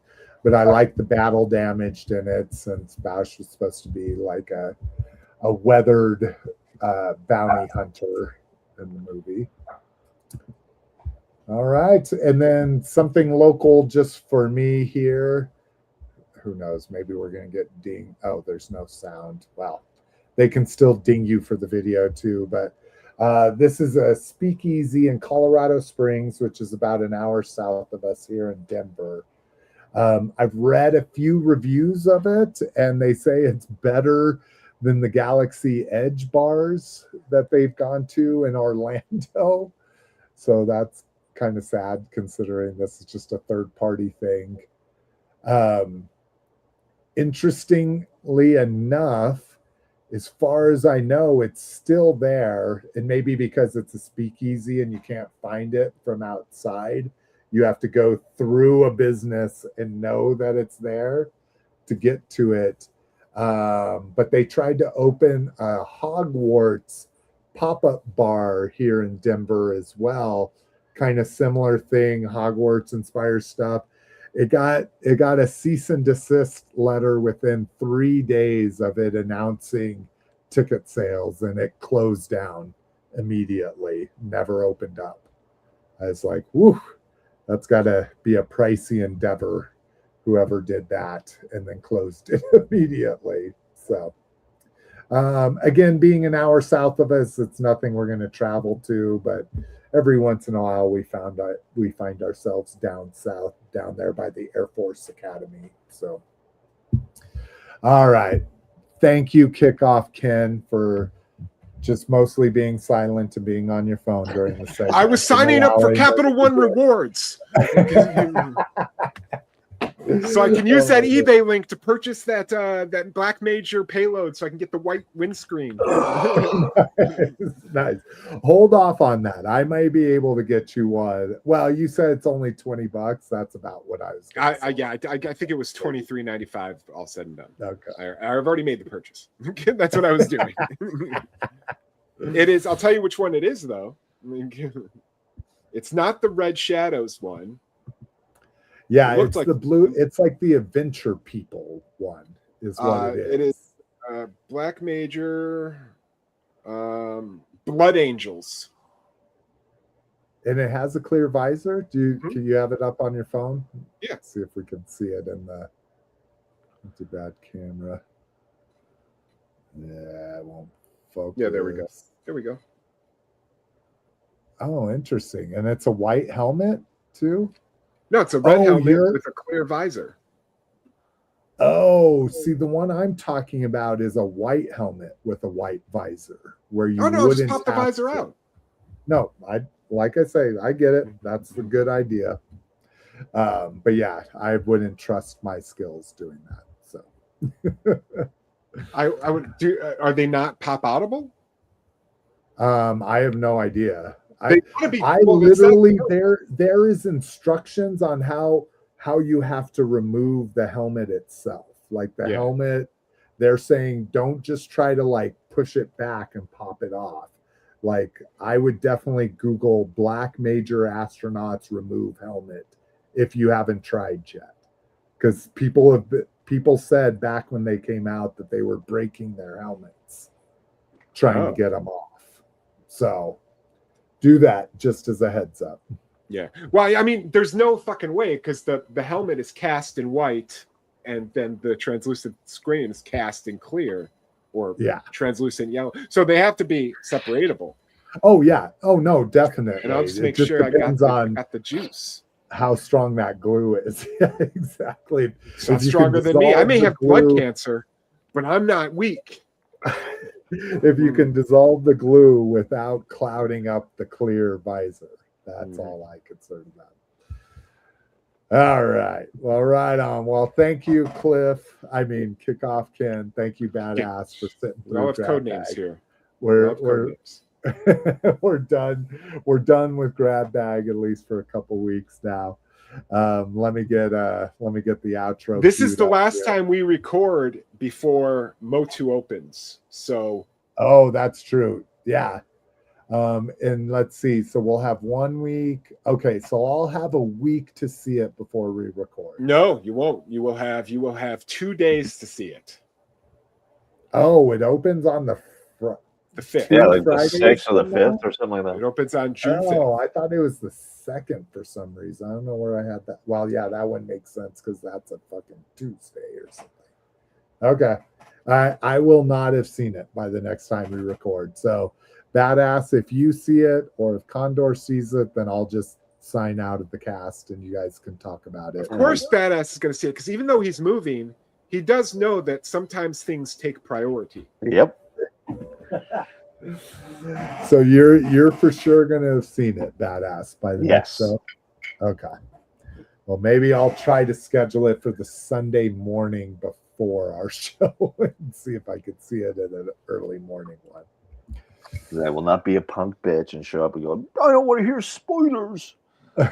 Like I'll be honest with you, I thought you were going to give me shit for posting the Ram Man Moss Man 2-pack in the chat because Moss Man has not been in any of the trailers. Well, I was like, he's going to be pissed. I haven't watched any trailers since the first one, so knowing Mechanic uses his head is like a mace. A little bit of a spoiler, but it's okay.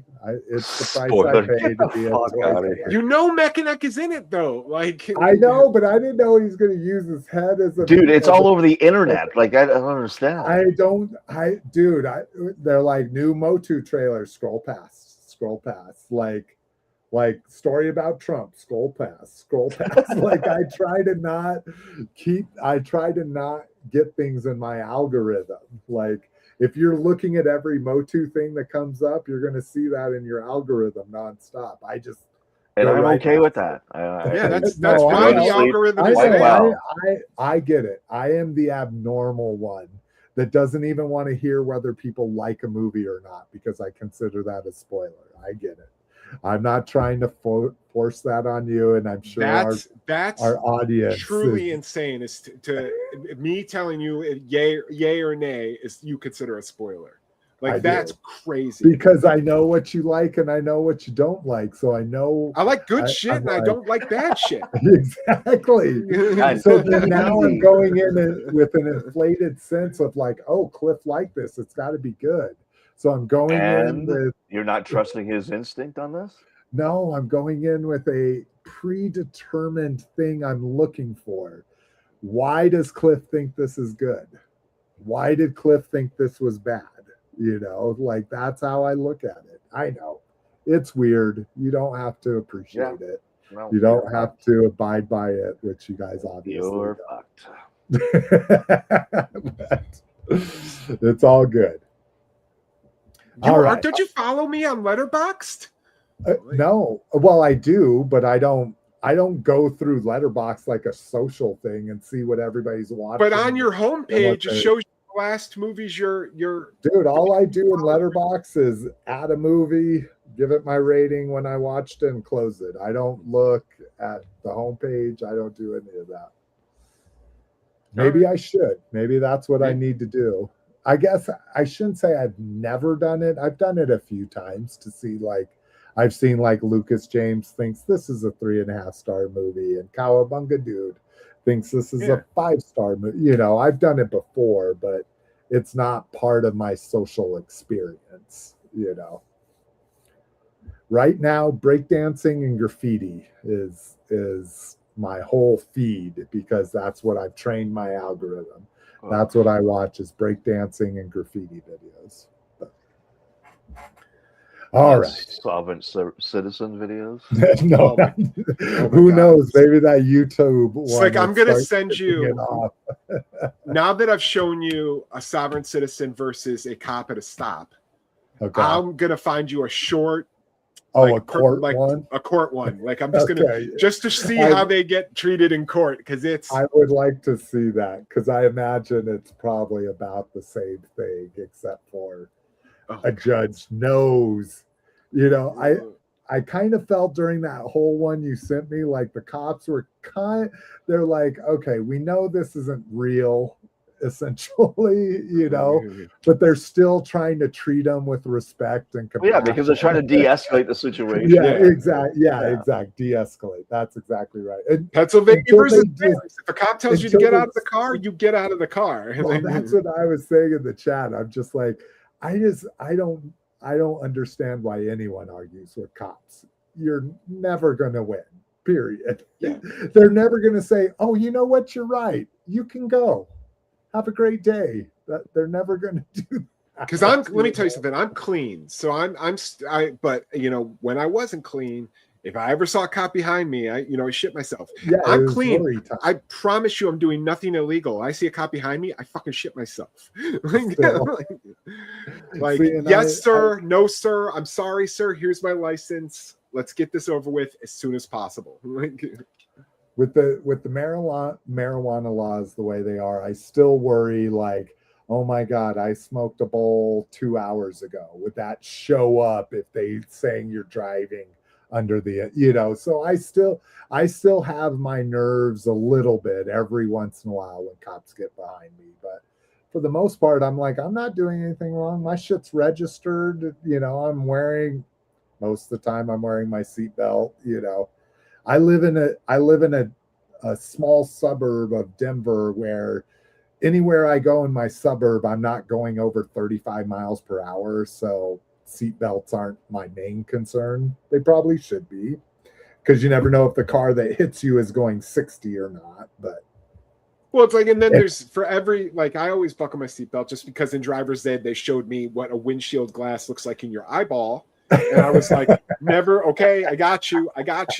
Like, but then you always hear like, oh, I never wear my seatbelt, and the paramedics told me had I been wearing my seatbelt, I would have died. Like there's always those. Yeah, well, to me, those are always. It's like, but it's also what you learn from cops is if you're not wearing your seatbelt, that's like a cursory stop. Like they'll pull you over for that because they want to get a closer look inside the car. So if you don't give them a reason.